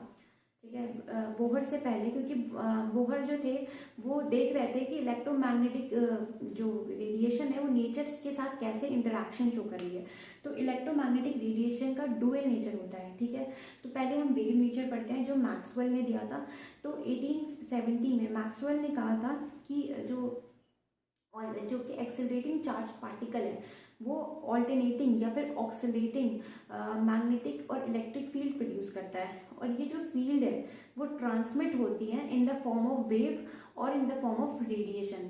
ठीक है, तो इसीलिए इसका नाम रख दिया इलेक्ट्रोमैग्नेटिक वेव या फिर electromagnetic radiation, not just radiation, but इसका नाम रखा इलेक्ट्रो मैग्नेटिक रेडिएशन।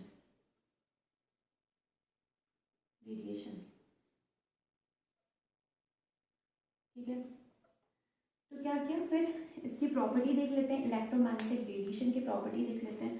ठीक है, और आप ये जानते हैं कि लाइट क्या है, light is a form of radiation. ठीक है ना, लाइट भी क्या है, एक तरह की रेडिएशन ही है, और उसका भी डुअल नेचर होता है। पहले न्यूटन ने उसे कॉर्पसेल्स मतलब पार्टिकल बोला। ठीक है ना, फिर आगे चल के मैक्सवेल ने ये प्रूव किया कि लाइट क्या है, लाइट का भी वेव नेचर मतलब डुअल नेचर होता है, तो वेव नेचर मैक्सवेल ने ही बताया। ठीक है, तो बिल्कुल वैसे ही हमें इलेक्ट्रोमैग्नेटिक रेडिएशन को भी देखना है, क्योंकि लाइट भी क्या है, एक तरह का रेडिएशन है। ठीक है, तो प्रॉपर्टी ऑफ इलेक्ट्रोमैग्नेटिक रेडिएशन देखिए, इलेक्ट्रिक फील्ड और magnetic field as well as direction of propagation of wave, ये तीनों परपेंडिकुलर डायरेक्शन में होते हैं। पहली प्रॉपर्टी है, जैसे हम लोगों ने लाइट में देखी थी, आप पढ़े होंगे जब आपने क्लास 12th में आपने रे ऑप्टिक्स पढ़ा होगा, उसमें आपको बताया होगा। ठीक है, वो आपको रे बताया एज अ, फिर उसके बाद एज अ पार्टिकल आगे चल के पढ़ेंगे, मतलब लाइट एज अ रे के फॉर्म में थी। ठीक है ना, फिर आपको वेव ऑप्टिक्स में आपने देखा होगा वेव के फॉर्म में होगी। ठीक है ना, फिर आप पार्टिकल भी देखते हो। ठीक है ना, जब आप डुअल नेचर पढ़ते हो तो वो चीज़ है।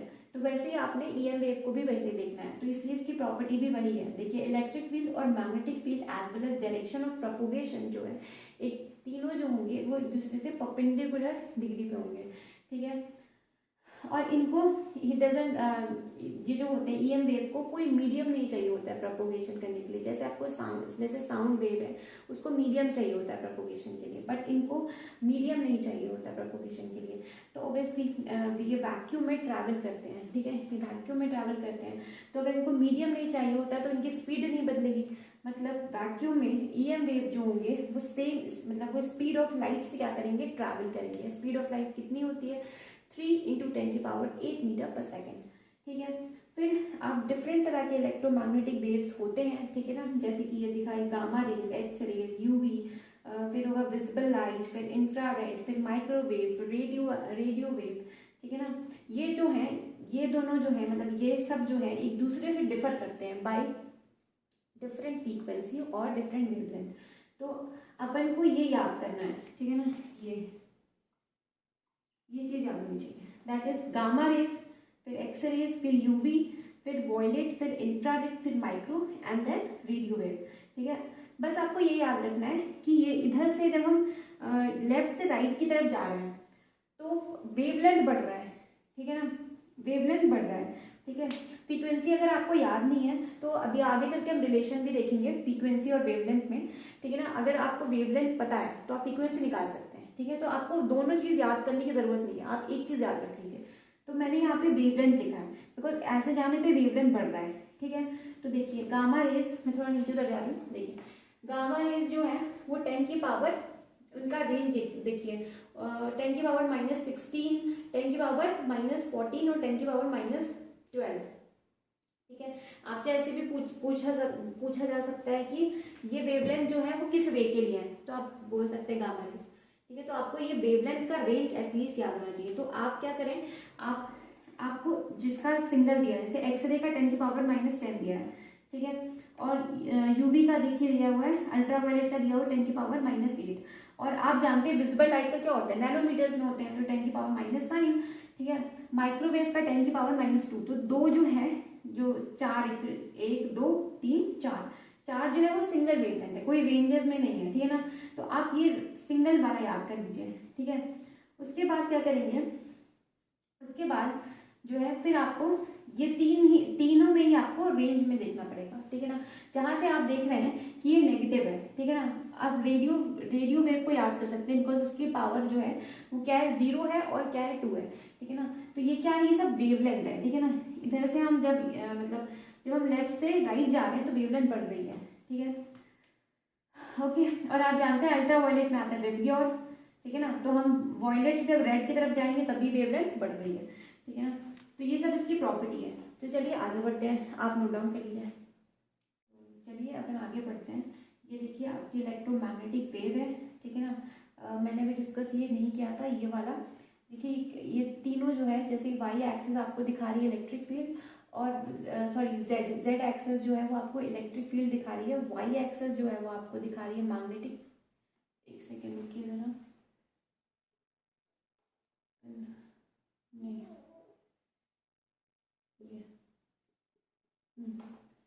ये देखिए आपकी जेड एक्सिस आपकी मैग्नेटिक फील्ड दिखा रही है, वाई एक्सिस आपका इलेक्ट्रिक फील्ड दिखा रहा है, और एक्स जो है वो डायरेक्शन ऑफ प्रोपोगेशन, यानी कि ये तीनों देखिए एक दूसरे से परपेंडिकुलर है, ठीक है। जो मैंने अभी आपको प्रॉपर्टी बताई थी, अभी लिखवाई थी ना, तो वो उसका ग्राफ है, ठीक है ना। चलिए आगे बढ़ते हैं।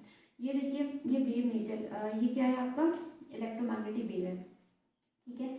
ये क्या है, ये क्रस्ट है और ये ट्रफ है, ठीक है ना। ये क्रस्ट है, ये ट्रफ है, ठीक है। ये भी क्रस्ट है, मतलब जो ऊपर वाला आएगा वो क्या होगा, क्रस्ट, और जो नीचे जा रहा है वो हो जाएगा ट्रफ, ठीक है। ये ट्रफ है, ये क्रस्ट है। तो दो क्रस्ट, जैसे दो नेबरिंग क्रस्ट के बीच के डिस्टेंस को आप क्या कहते हैं, लैम्डा। लैम्डा क्या है, वेवलेंथ, ठीक है ना। दो ट्रफ, ये भी ट्रफ है आपका, दो ट्रफ के बीच के डिस्टेंस को भी आप क्या कहते हैं, लैम्डा, ठीक है, क्लियर है। तो ये आपका वेवलेंथ हो जाता है। तो वेवलेंथ क्या होता है, distance between two neighbouring crust और टू नेबरिंग ट्रफ, ठीक है ना, आप उसे लैम्डा कहते हैं। फिर आइए फ्रीक्वेंसी पे। फ्रीक्वेंसी क्या होता है, number of wave that is passing through a point in 1 second, obviously, ठीक है ना। फ्रीक्वेंसी को आप क्या कहते हैं, 1/t, मतलब टाइम पीरियड, ठीक है, reciprocal of time period wave frequency है, ठीक है ना। ये क्या है, फ्रीक्वेंसी को आप c/λ भी कहते हैं, ठीक है। अभी हमने इलेक्ट्रोमैग्नेटिक स्पेक्ट्रम बनाया था, ठीक है, डिफरेंट तरह का इलेक्ट्रोमैग्नेटिक रेडिएशन का कंबाइन करके, ठीक है। तो आपने देखा था कि गामा रेज, एक्स रेज, ठीक है ना, उसमें जो हम जब लेफ्ट से राइट जा रहे थे तो हमारा फ्रीक्वेंसी, हमारा वेवलेंथ बढ़ रहा था, हमारा वेवलेंथ बढ़ रहा था। तो अगर वेवलेंथ बढ़ेगा तो फ्रीक्वेंसी घटेगी। इसीलिए मैंने आपसे कहा था कि आप एक चीज याद रखिए, चाहे आप वेवलेंथ याद कीजिए, ठीक है, चाहे आप वेवलेंथ याद कर लीजिए, आप फ्रीक्वेंसी तो निकाल ही लेंगे बिकॉज सी तो हमेशा फिक्स है। सी क्या है, स्पीड ऑफ लाइट, ठीक है ना, जो कि 3 × 10⁸ है, वो तो हमेशा फिक्स है। अगर आपके पास वेवलेंथ आ गया, सी आपको पता है, तो आप म्यू नहीं निकालेंगे, मतलब आप फ्रीक्वेंसी नहीं निकाल लेंगे ना। इसीलिए मैंने आपसे कहा था कि आप एक चीज याद रखिए, जब आप लेफ्ट से राइट जाएंगे तो आपका वेवलेंथ बढ़ेगा, और वेवलेंथ की आप वो याद कर लीजिए, ठीक है ना। और वेवलेंथ आपको प्रोवाइडेड रहेगा क्वेश्चन में, ठीक है ना। बस आप उसके ऑर्डर्स याद कर लीजिए, कभी आपसे पूछ दिया गया तो, ठीक है ना। चलिए आगे बढ़ते हैं। वेव नंबर क्या होता है, वेव नंबर होता है number of wave per unit length, ठीक है ना, number of wave per unit length. आपको याद रखना है ये वेवलेंथ का रेसिप्रोकल होता है, ठीक है ना। तो आप इसे कैसे निकालते हैं, 1/λ से निकालते हैं। तो आई होप आपको क्लियर है। तो चलिए अब इसके पार्टिकल नेचर पे बनते हैं, ठीक है। तब तक नोट इट डाउन। इसमें यूनिट लिखने की जरूरत नहीं, आपको पता है फ्रीक्वेंसी की यूनिट क्या होती है, हर्ट्स, ठीक है ना। इसकी यूनिट क्या होगी, हर्ट्स, ठीक है। या फिर आप इसकी को क्या बोल सकते, या तो आप बोल सकते हो साइकिल पर सेकेंड, पर सेकेंड, साइकिल पर सेकेंड, ठीक है। और अब वेव नंबर की क्या होगी यूनिट, तो वेव नंबर की यूनिट होगी मीटर इनवर्स या फिर सेंटीमीटर इनवर्स। क्लियर है। अपन ये क्वेश्चन करते हैं। The wavelength range of visible spectrum extend from violet 400 nanometre, ठीक है, टू रेड 750 नैनोमीटर, ठीक है ना, 750 नैनोमीटर है आपका, ठीक है। So express these wavelength in frequency, मतलब आपको फ्रीक्वेंसी निकालना है और अपन फॉर्मूला जानते हैं फ्रीक्वेंसी का, दैट इज c बटा लैम्डा, ठीक है। तो बस ये लगाइए। देखिए पहले हम रेड के लिए लगाएंगे क्योंकि आपको दोनों वेवलेंथ निकालनी है, ठीक है ना। सॉरी, आपको दोनों क्या निकालनी है, आपको वेवलेंथ को एक्सप्रेस करना है फ्रीक्वेंसी के टर्म, मतलब फ्रीक्वेंसी निकालना है। तो रेड की फ्रीक्वेंसी कैसे निकालेंगे, c बाई लैम्डा। c आपको पता है 3 × 10⁸, ये तो फिक्स होता है स्पीड ऑफ लाइट, ठीक है ना। और आपका रेड का वेवलेंथ कितना दिया है, 400 नैनोमीटर, 10⁹, तो 3 × 10⁸ अपॉन 4। देखिए यहाँ पे अगर मैं, यहाँ पे क्या है 10⁻² है, ठीक है। तो 10⁻⁻9 को 10⁻² से क्या करूँ, मतलब मैं ये कह रही हूँ 10⁻², ठीक है ना, इंटू 10⁻⁻9 है, तो क्या आ जाएगा आंसर 10⁻7, ठीक है ना, 10⁻7 -7, ठीक है। तो 4 × 10⁻⁻7 ये ऊपर जाएगा, ठीक है। जब ये ऊपर जाएगा तो 7 में 8 क्या होगा, ऐड होगा, तो 15 हुआ, ठीक है ना। तो 3 × 10⁻15, ठीक है ना, क्योंकि +7 हो जाएगा, ठीक है ना, जब ऊपर जाएगा तो यानी कि अब इसे डिवाइड कीजिए, सॉरी इसे 3 को करेंगे ना, तो ये कुछ आएगा 0.75 × 10⁻15। फिर इस पॉइंट को उठा के यहाँ ले आएंगे, ठीक है। तो जब इस पॉइंट को यहाँ पे ले आएंगे तो यहाँ पे क्या होगा, -1 का आपको क्या करना है, मल्टीप्लाई करना पड़ेगा। तो 7.5 × 10⁻14, ठीक है, हर्ट्स। ये आपकी फ्रीक्वेंसी आ गई थी इसकी रेड की।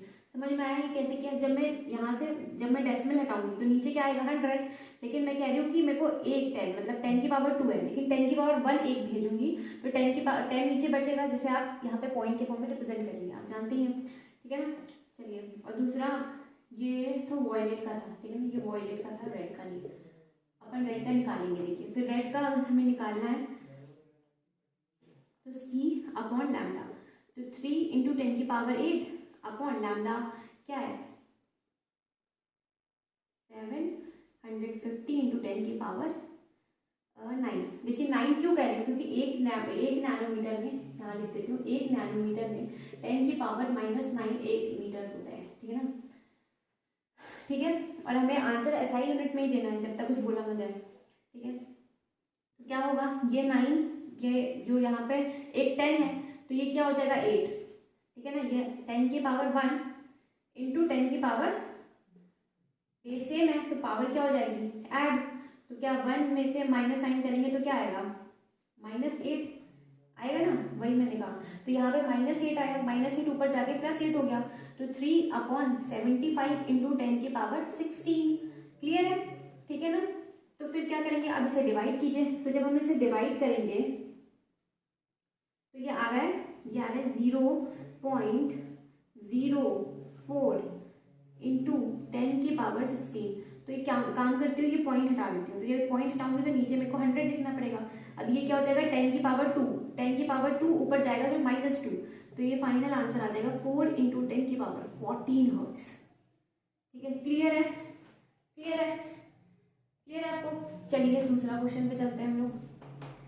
ये कह रहा है कैलकुलेट द वेव नंबर, ठीक है। वेव नंबर आपको निकालना है, ठीक है। आपको वेवलेंथ दिया हुआ है तो आप जानते हैं वेव नंबर क्या हो जाता है 1/λ, ठीक है ना।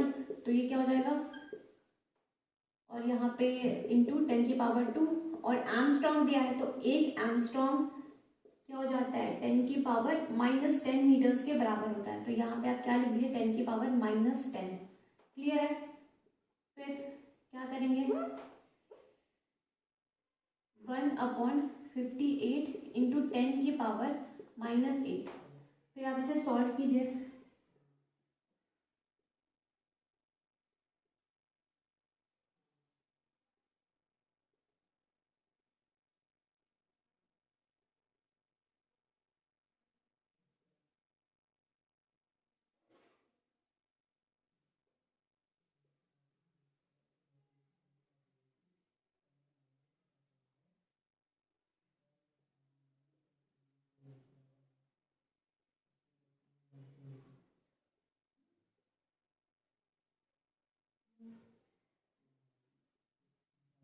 तो ये आ रहा है 0.017 इंटू 10⁻, ये 8 ऊपर जाएगा तो प्लस का 8, ठीक है ना।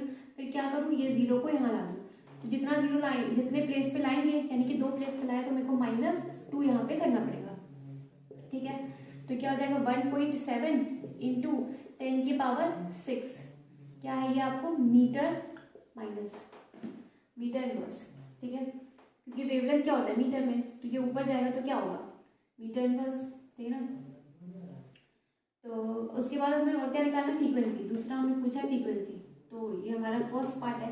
दूसरा हमें फ्रीक्वेंसी पूछा है, frequency is equal to c/λ। देखिए हर जगह यही फॉर्मूला यूज हो रहा है, इसीलिए कह रही हूँ ये फॉर्मूला बहुत इंपॉर्टेंट है, ठीक है। लैम्डा कितना है, लैम्डा है 5.8, अभी तो हमने निकाला, इंटू 10⁸। मैंने डायरेक्टली 8 लिख दिया, ठीक है ना, यहीं से उठा के, ठीक है ना, क्योंकि मेरे को पता था इसको सॉल्व करूंगी तो 10⁻−8 आएगा, ठीक है। फिर ये ऊपर जाएगा 3 ये हो जाएगा 8 8 जा 6, ये हो जाएगा मतलब 8 ऊपर जाएगा तो 8 + 8 16, ठीक है। फिर अब अपन इसको सॉल्व करते हैं।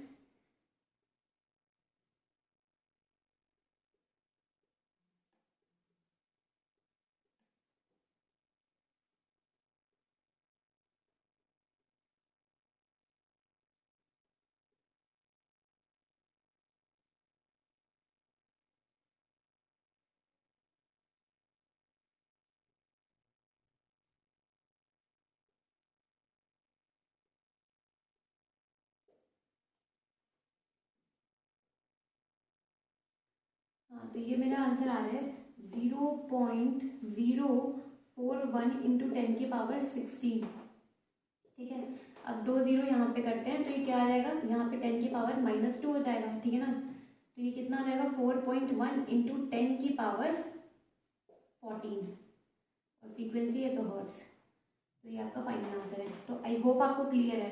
देखिए इसमें आपको बेसिकली 2 ही फॉर्मूले याद रखने हैं। एक आपको ये वाला है जो frequency is equal to c/λ है, और आपको पता होना चाहिए वेव नंबर के बारे में क्या होता है, वेव नंबर भी हमने पढ़ लिया।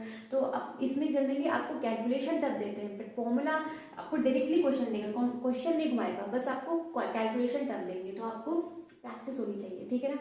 तो आपको समझ में आया, तो आगे बढ़ते हैं, ठीक है स्टूडेंट। अभी तक हमने क्या देखा, अभी तक हमने इलेक्ट्रोमैग्नेटिक रेडिएशन देखी, इलेक्ट्रोमैग्नेटिक रेडिएशन का वेव नेचर स्टडी किया, ठीक है। वेव नेचर मैक्सवेल ने दिया था और उनका कैरेक्टरिस्टिक्स देख लिए, फिर उस पर बेस्ड क्वेश्चन किया, फॉर्मूला समझा, ठीक है, फिर क्वेश्चन भी लगा लिए, ठीक है। फिर हम आगे बढ़ते हैं। तो कुछ ऐसी चीज़ें हैं जो कि वेव नेचर एक्सप्लेन करी, और कुछ ऐसी चीज़ है जो एक्सप्लेन नहीं भी कर पाई, जैसे कि इंटरफेरेंस, डिफ्रैक्शन, ये बहुत अच्छे से एक्सप्लेन हुआ वेव नेचर से। बट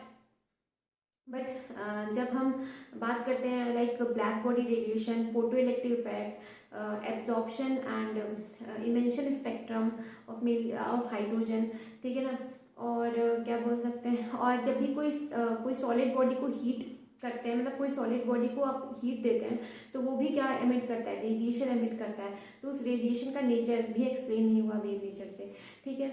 तो हम आगे बढ़ते हैं, चलिए, और हम पढ़ते हैं ब्लैक बॉडी रेडिएशन, जो कि वेव नेचर से एक्सप्लेन नहीं हुआ। Black body radiation obviously black body show कर रही है। तो ब्लैक बॉडी होती क्या है, तो ब्लैक बॉडी एक आइडल बॉडी है जो जिस पे कोई भी रेडिएशन, जो कि कोई भी रेडिएशन को एब्जॉर्ब करती है और उस कंप्लीटली पूरी तरीके से एब्जॉर्ब करती है और पूरी तरीके से एमिट करती है, ठीक है ना, वो आपकी ब्लैक बॉडी होती है। और जो वो रेडिएशन शो करती है उसे हम क्या कहते हैं, ब्लैक बॉडी रेडिएशन, ठीक है। तो यही हमने कहा है, it is an ideal body which completely absorb the radiation fall on it and completely emit the absorb radiation, ठीक है, completely emit the absorb radiation. That body is called black body and the radiation shown by this body is called black body radiation. तो black body is heated जब भी आप black body को heat दोगे तो it emit thermal radiation at different frequency और wavelength, ठीक है। बट ये आपके एनसीईआरटी में ये आपका ग्राफ बना है कि कांस्टेंट टेम्परेचर पे इंटेंसिटी ऑफ रेडिएशन, मतलब इंटेंसिटी जो रेडिएशन की है और वेवलेंथ में क्या रिलेशन है। तो जब इंटेंसिटी बढ़ा रहे हैं, ठीक है, जब वेवलेंथ बढ़ा रहे हैं तो इंटेंसिटी बढ़ रही है, फिर जब उसने मैक्सिमम इंटेंसिटी गेन कर ली तो उस समय जो वेवलेंथ है उस समय उसके बाद क्या हुआ, उसके बाद वेवलेंथ आप कितना भी बढ़ाते जाए इंटेंसिटी घटती जा रही है और फाइनली जीरो हो गई, ठीक है। तो आपके एनसीईआरटी में ये टेम्परेचर पे आपको पूछा है कि T1 T2, और आपको पूछ सकता है कि अगर इसका टेम्परेचर T1 है और इसका टेम्परेचर T2 है तो कौन सा टेम्परेचर बढ़ा है, ठीक है। तो आप जानते हैं मैक्सिमम इंटेंसिटी, ठीक है, मैक्सिमम इंटेंसिटी पे इसका जो लैम्डा है ब्लू वाले का वो ज्यादा आ रहा है एज कम्पेयर टू ब्लैक वाला। आप देखिए मैक्सिमम इंटेंसिटी पे ये इसका लैम्डा है और ब्लैक वाले का लैम्डा जो है वो इधर आ गया, ठीक है। तो लैम्डा जो है वो ब्लू वाले का ज्यादा है, इसका मतलब टेम्परेचर जो है वो T2 ज्यादा है T1 से, मतलब ब्लैक वाले का टेम्परेचर ज्यादा होगा T2 से। तो आई होप आपको क्लियर है। तो चलिए आगे बढ़ते हैं। हमने अभी तक इंटेंसिटी और अभी वेवलेंथ का क्या देखा था, कर्व देखा था, ठीक है ना। वो वेव नेचर से एक्सप्लेन नहीं हो पाया, ठीक है। तो प्लैंक आया, प्लैंक ने अपनी थ्योरी दी इस पे। तो प्लैंक ने अज्यूम किया, आप जानते हैं अभी तक हमने क्या पढ़ा कि ये ऑब्जेक्ट है और ऑब्जेक्ट पे कॉन्टिन्यूस मैनर में रेडिएशन आता है, ठीक है ना, और ये रेडिएशन ये एमिट करता है। इन्होंने कहा कि रेडिएशन कॉन्टिन्यूस मैनर में नहीं आएगा, रेडिएशन को इन्होंने डिवाइड कर दिया, ठीक है ना, सब डिवाइड किया इनटू चंक्स ऑफ एनर्जी, ठीक है ना। उसी एनर्जी का नाम इन्होंने क्वांटम रखा, क्वांटा रखा, ठीक है ना। बहुत सारी एनर्जी को क्वांटा बोलेंगे, एक छोटी एनर्जी को क्वांटम बोलेंगे, ठीक है ना। तो उसी को इन्होंने क्वांटम बोला। तो एटम और मॉलिक्यूल कुड एब्जॉर्ब एनर्जी और रेडिएट और emit energy, emit radiation, obviously radiation discontinuously. इन्होंने कहा कि भाई ये अगर कोई ऑब्जेक्ट है, ठीक है ना, यहाँ से कोई रेडिएशन इस पे आ रही है, ठीक है ना, तो ये जो रेडिएशन ये इस पे आएगी और ये एब्जॉर्ब करेगा, तो वो बंडल मतलब वो चंक्स ऑफ एनर्जी वो डिसकंटिन्यूअस मैनर में आएगी जो इसे वो एब्जॉर्ब करेगा, ठीक है ना। और इसी फॉर्म में, मतलब अगर वो एमिट करेगा तो भी इसी फॉर्म में एमिट करेगा, मतलब डिसकंटिन्यूअस मैनर में ही, डिसकंटिन्यूअस क्वांटिटीज में एमिट करेगा, ऐसा इन्होंने कहा। तो ये कहा, देखिए एटम और मॉलिक्यूल्स जो होता है, कोई भी सब्सटेंस एटम और मॉलिक्यूल से मिलकर बना होता है, ठीक है। तो एटम और मॉलिक्यूल कुड एमिट और कुड एब्जॉर्ब और emit radiation discontinuously in a small packet of energy. Packet और बंडल एक ही बात है, पैकेट और बंडल, ठीक है ना, ऑफ एनर्जी, और उसको बोल दिया क्वांटा, ठीक है ना, क्वांटा। छोटे छोटे बंडल्स के फॉर्म में एनर्जी जो है, कोई भी एटम और कोई भी मॉलिक्यूल छोटे छोटे बंडल के फॉर्म में एनर्जी एब्जॉर्ब करेगा और वही एमिट करेगा, ऐसा इन्होंने कहा, ठीक है। और ये जो रेडिएशन है वो इलेक्ट्रोमैग्नेटिक वेव जैसे ट्रैवल करते थे अभी तक जो हमने पढ़ा, जो रेडिएशन जो है वो वेव के फॉर्म में ही ट्रैवल करेगी, ठीक है। बट वो सब्सटेंस जो है वो किस फॉर्म में एब्जॉर्ब करेगा, तो वो क्वांटा के फॉर्म में एब्जॉर्ब करेगा या क्वांटा के फॉर्म में एमिट करेगा, ऐसा इन्होंने कहा, ठीक है।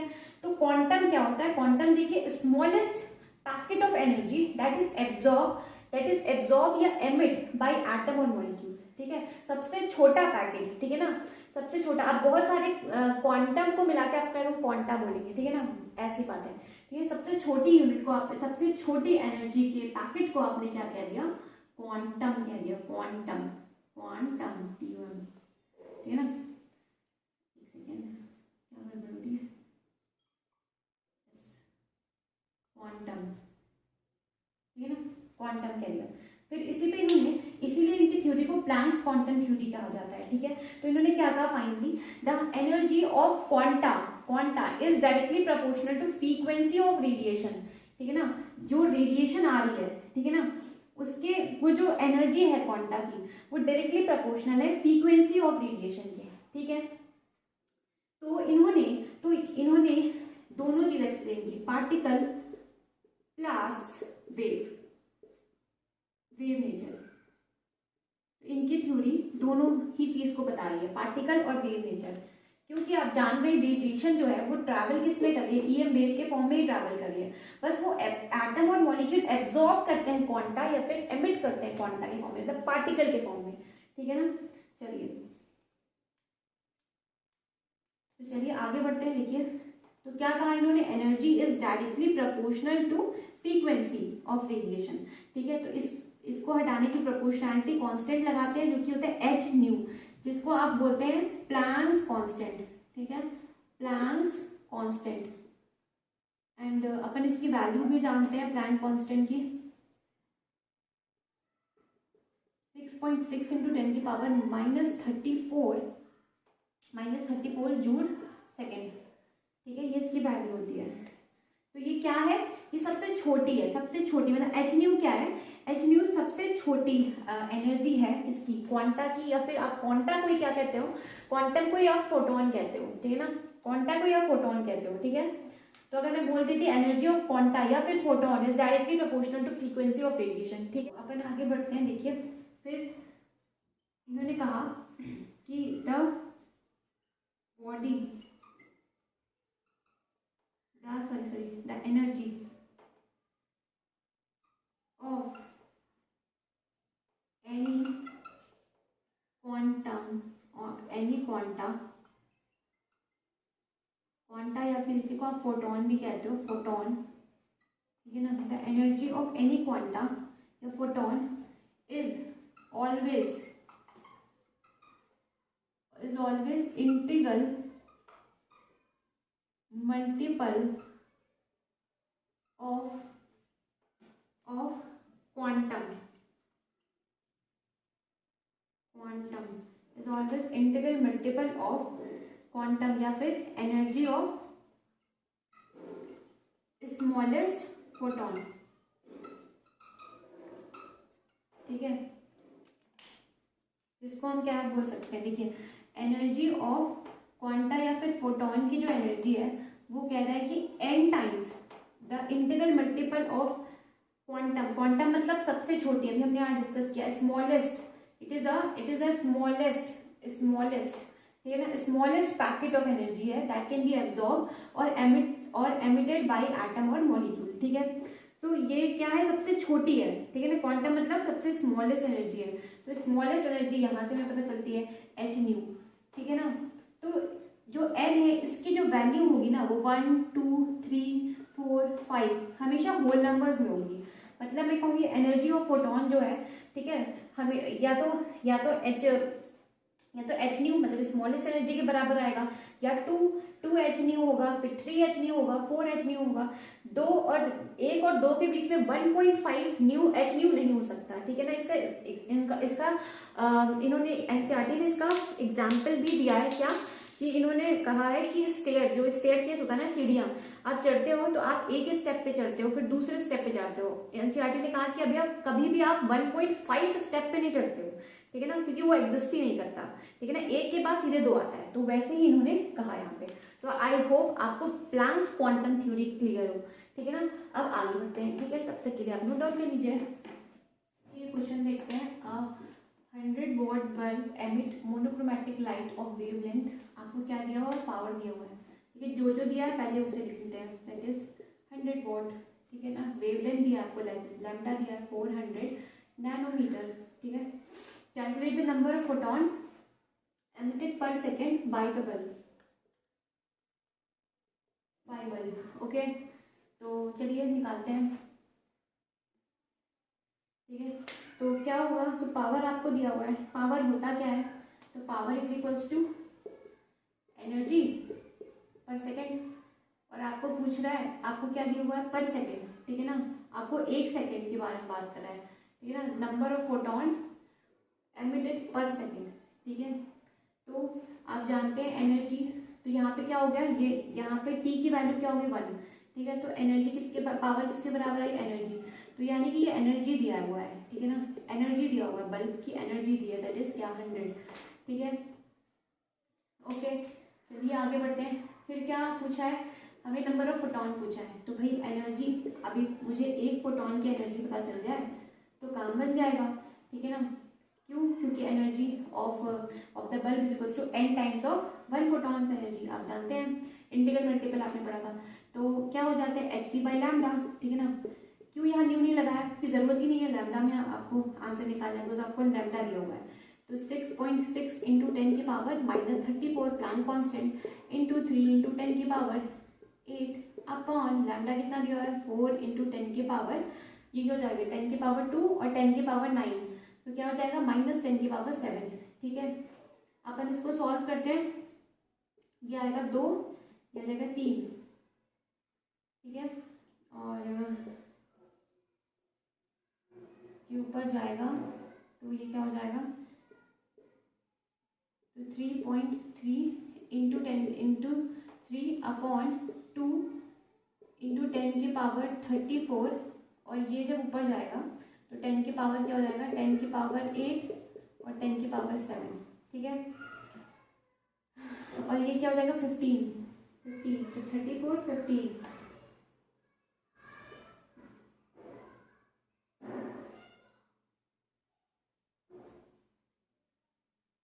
ये आ जाएगा 19, तो 3 3 ज़ा 9, तो ये हो जाएगा 9.9 by 2 is equal to 10 into minus 19।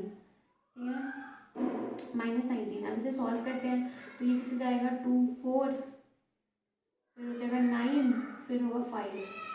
ठीक है, तो ये हो जाएगा 4.95 इंटू 10 की पावर माइनस 19। यह आपका क्या आ गया, ए एनर्जी ऑफ फोटोन, मतलब एक फोटोन की एनर्जी आ गई। अब आपको क्या निकालनी है, आपको बताना है नंबर ऑफ फोटोन, तो energy of bulb is equals to, आप क्या कीजिए n into energy of photon. ठीक है, तो n क्या आ जाएगा, energy of bulb upon energy of photon. ठीक है, पुट कर दीजिए, एनर्जी ऑफ बल्ब यहाँ पे दिया है आपको 100। ठीक है ना, क्योंकि पावर के बराबर ही आया। ठीक है ना, अपॉन कितना दिया है 4.95 और 10 की पावर 19, जो नीचे था उसको ऊपर ले गए। ठीक है ना, जब इसे सॉल्व करेंगे तो ये 2 ऊपर चला जाएगा, तो 10 की पावर 4 इक्वल्स टू 10 की पावर 19 अपॉन 495। जब इसे सॉल्व करेंगे तो इसकी वैल्यू आएगी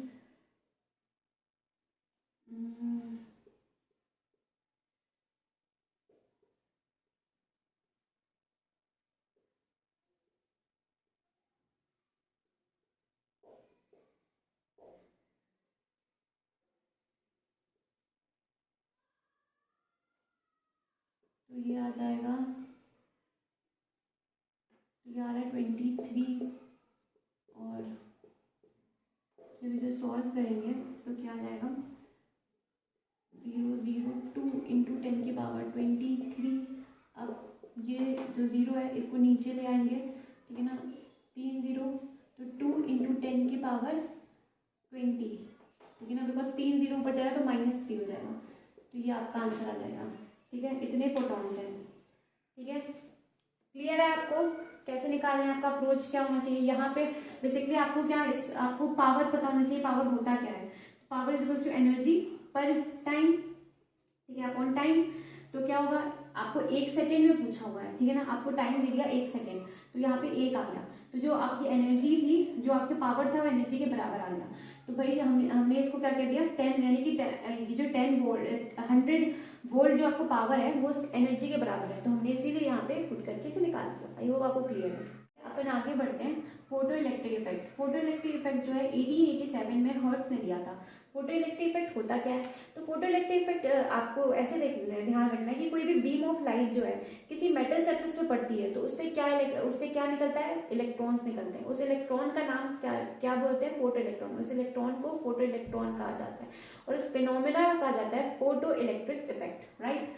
तो वही इन्होंने किया, इन्होंने एक्सपेरिमेंट किया था, तो उसके बेसिस पर उन्होंने रिजल्ट बताए। चलिए इनके रिजल्ट बताते हैं। देखिए, रिजल्ट इन्होंने कहा कि जब लाइट पड़ रही है, जब किसी मेटल सरफेस पे इंसिडेंट हो रही है लाइट, ठीक है, और इलेक्ट्रॉन जो इजेक्ट हो रहे हैं, उनके बीच में कोई टाइम लैग नहीं है, कोई टाइम गैप नहीं है। तो there is no time lag between light incident on metal surface and the ejection of electron from the metal surface, from metal surface.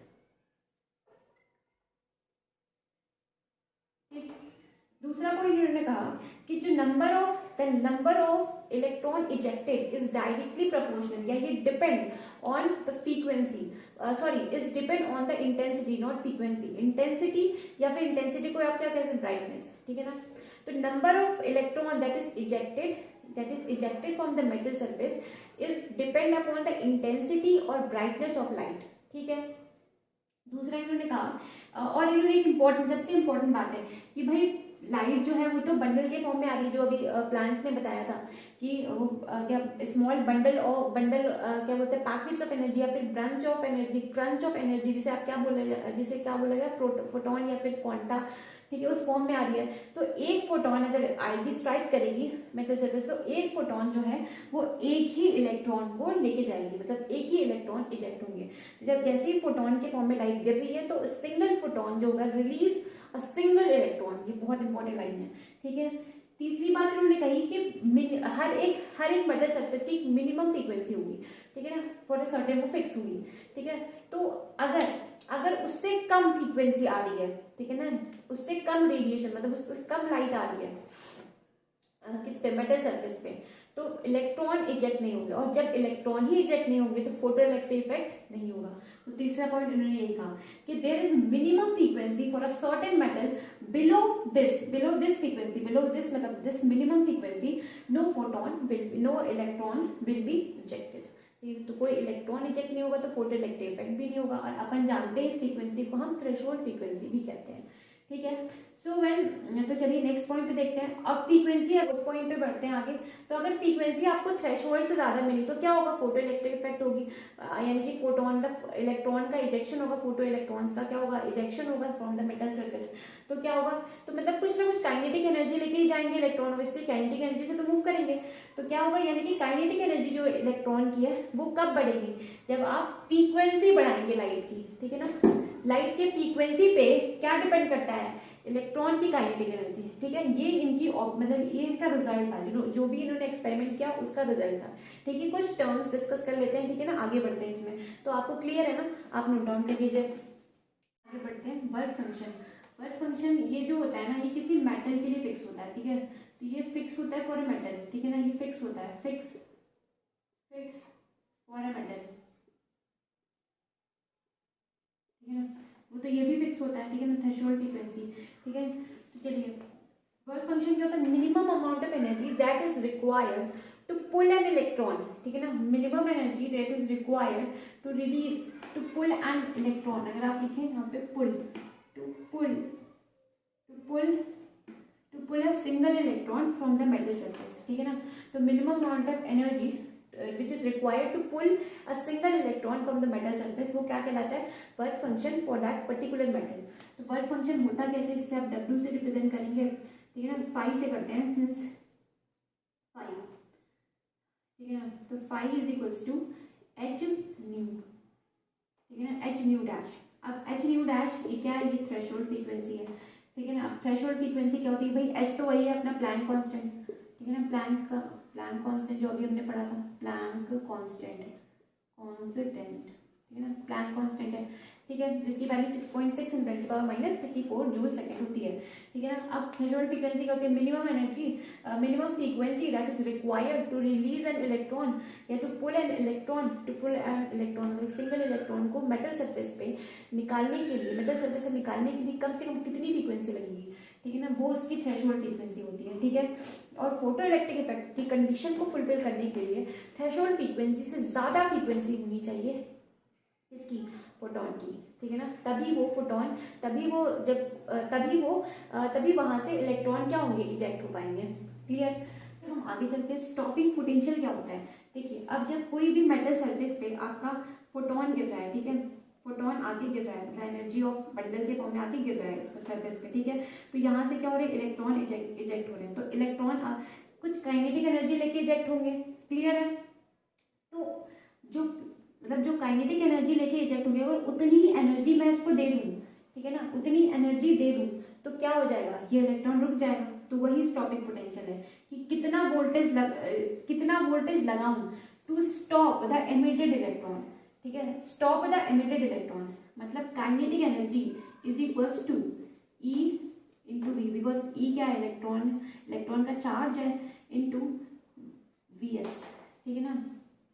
ये क्या हो जाएगा, ये भी बहुत इंपॉर्टेंट फॉर्मूला है, वेयर VS क्या है आपका, स्टॉपिंग पोटेंशियल है, स्टॉपिंग पोटेंशियल, भाई स्टॉप करने का काम कर रहा है, स्टॉपिंग पोटेंशियल है, ठीक है, क्लियर है। चलिए आगे बढ़ते हैं। फिर हमने देखा, फिर कुछ एनर्जी ऑफ कंजर्वेशन लगाया गया, तो एनर्जी ऑफ फोटोन जो आ रही है इज इक्वल टू स्प्लिट हुआ into work function plus kinetic energy of electrons. तो आप फोटोन की एनर्जी को क्या लिखते हो, एच न्यू, वर्क फंक्शन को H nu naught plus kinetic energy कितनी हो जाती है, half M E V E का होल स्क्वायर। ये बहुत इंपॉर्टेंट है, ये क्वेश्चन में यूज होता है, ठीक है। और ये दिया किसने था, इस इक्वेशन को दिया था आइंस्टाइन ने, वही जीनियस वाले आइंस्टाइन, उन्होंने ही दिया था, आइंस्टाइन।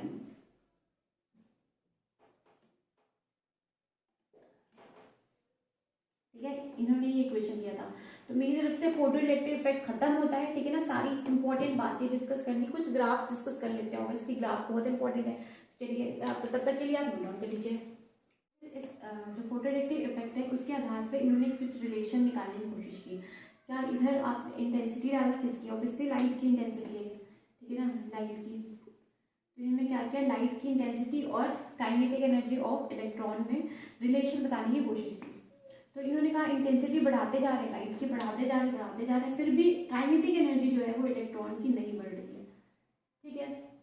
ये ऑब्जर्व किया इन्होंने। तो फिर क्या किया, फिर देखा इंटेंसिटी बढ़ाते जा रहे हैं, तो फोटोन मतलब नंबर ऑफ कितने इलेक्ट्रॉन इजेक्ट हो रहे हैं, तो इंटेंसिटी बढ़ाने से जो नंबर ऑफ जो इलेक्ट्रॉन इजेक्ट हो रहे थे वो डायरेक्टली प्रोपोर्शनल थे। भाई जितनी ज़्यादा हम इंटेंसिटी बढ़ाते जा रहे थे उतने ज़्यादा इलेक्ट्रॉन क्या हो रहे थे, इजेक्ट हो रहे थे। सीधा बनाते, सीधा है, डायरेक्टली प्रोपोर्शनल थे, ठीक है, क्लियर।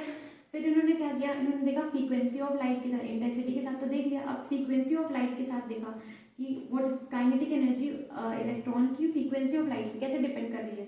तो देखा कि जो काइनेटिक एनर्जी जो ये फ्रीक्वेंसी हम जब बढ़ाते जा रहे थे तो इलेक्ट्रॉन शुरू में कुछ नहीं हो रहा था, शुरू में देते जा रहे थे, फ्रीक्वेंसी बढ़ाते जा रहे थे, काइनेटिक एनर्जी नहीं बढ़ रही थी, फिर देते जा रहे थे, नहीं बढ़ रही थी, फिर देते जा रहे थे, नहीं बढ़ रही थी, फिर अचानक से क्या हुआ, बढ़ने लगी, ठीक है, फिर अचानक से क्या हुआ, बढ़ने लगी, ठीक है, ऐसा हो गया, ठीक है। तो ये जो फ्रीक्वेंसी थी इसी को बोला गया थ्रेशोल्ड फ्रीक्वेंसी, यही थ्रेशोल्ड थी, थ्रेशोल्ड फ्रीक्वेंसी, इसी को बोला गया थ्रेशोल्ड फ्रीक्वेंसी। क्लियर है, क्लियर, ठीक है।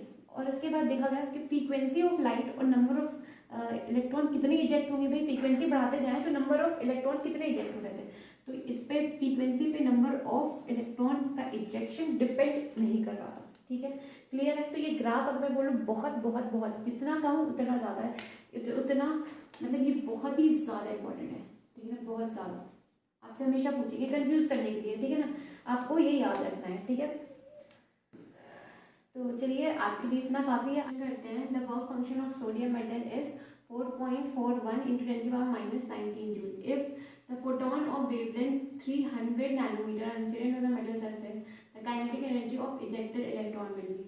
तो आपका वर्क फंक्शन दिया है, आपको लैम्डा भी दिया हुआ है फोटोन का, ठीक है। तो आप एनर्जी निकाल लीजिए, energy is equal to H C बटा लैम्डा, ठीक है। तो इसकी वैल्यू जब आप पुट करेंगे तो ये हो जाएगी 2 × 10 की पावर, मतलब जब एच की वैल्यू होती है 6.6 × 10 की पावर इंटू 10 की पावर -34, और सी क्या हो जाता है, स्पीड ऑफ लाइट, तो 3 × 10 की पावर 8 को आगे इंटू करेंगे तो ये आएगा, ठीक है, मेरे को याद है, ठीक है, और आपको भी याद होना चाहिए माइनस।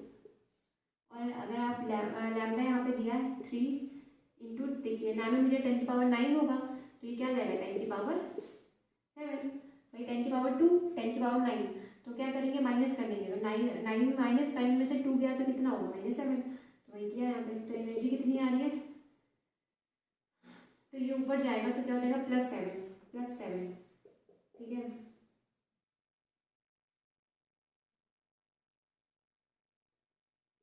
तो ये 18 आ जाएगा, तो ये कितना आ जाएगा, ये 2 है, 3.6 होगा ना, तो ये हो जाएगा 0.66 × 10 की पावर -18, ठीक है। ये क्या है, एनर्जी ऑफ फोटोन आ गई, ठीक है ना।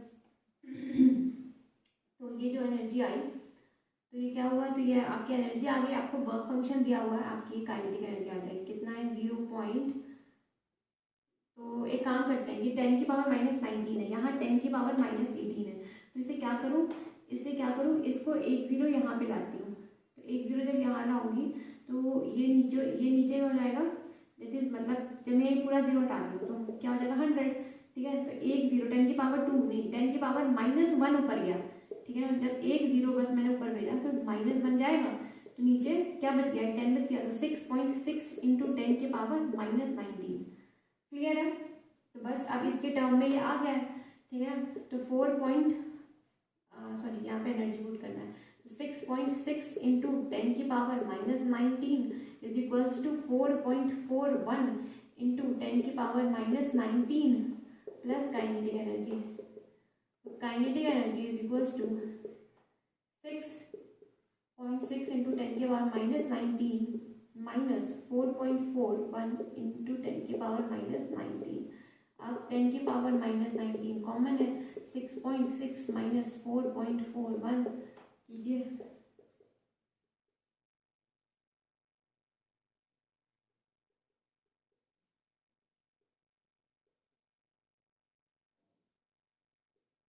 तो ये आ गया आपका आंसर 2.19 इंटू 10 की पावर -19 जूल। ये आपका क्या आ रहा है काइनेटिक एनर्जी। तो अपन को ऐसे ही क्वेश्चन मिलेंगे जो बेसिकली इसी से सॉल्व होंगे। फोटो इलेक्ट्रिक में सबसे ज्यादा क्वेश्चन आपको इससे मिलेंगे, ठीक है, क्लियर है। नेक्स्ट क्वेश्चन को देखते हैं, when the frequency of light falling on metal surface is double, ठीक है। एक बार कैमरा चेक कर लो, इट्स ओके, चलिए।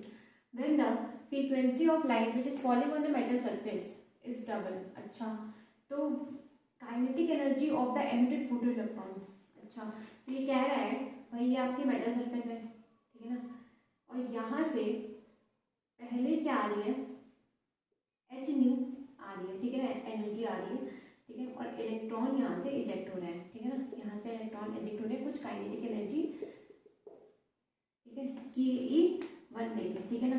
ऑब्वियसली इसका वर्क फंक्शन W है, ठीक है ना, फाई मान लेते हैं, ठीक है, हम सबसे फाई से रिप्रेजेंट कर रहे हैं, ओके।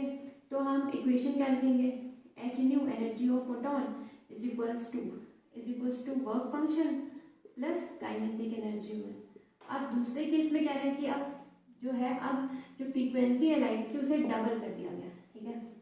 अब ये एच न्यू की जगह आ रही है 2h न्यू, ठीक है, वर्क फंक्शन तो वही रहेगा क्योंकि मेटल थोड़ा ना चेंज किया हमने, ठीक है। काइनेटिक एनर्जी पे क्या असर पड़ेगा, K2 कितनी होगी ये पूछा जा रहा है, ठीक है।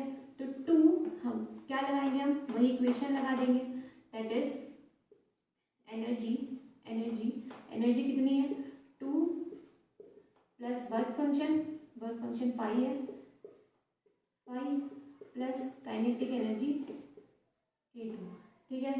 अब ये जो हमें पता है, अब ये जो यहाँ से हम क्या करें एच वी की जो एच न्यू है इसकी वैल्यू पुट करते हैं, तो एच न्यू की वैल्यू क्या है work function plus kinetic energy 1, ठीक है, is equals to work function plus kinetic energy 2, ठीक है। तो 2 वर्क फंक्शन ये अंदर गया 2 से इंटू होगा ना, तो 2 kinetic energy 1 equals to work function plus kinetic energy 2, ठीक है।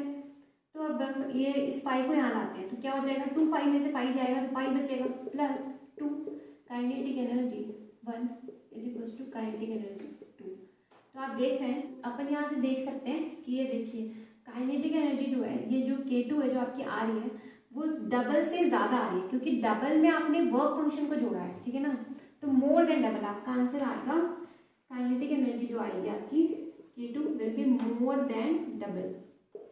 ये बहुत फेमस क्वेश्चन है, ठीक है, मोर देन डबल, ठीक है, क्लियर है।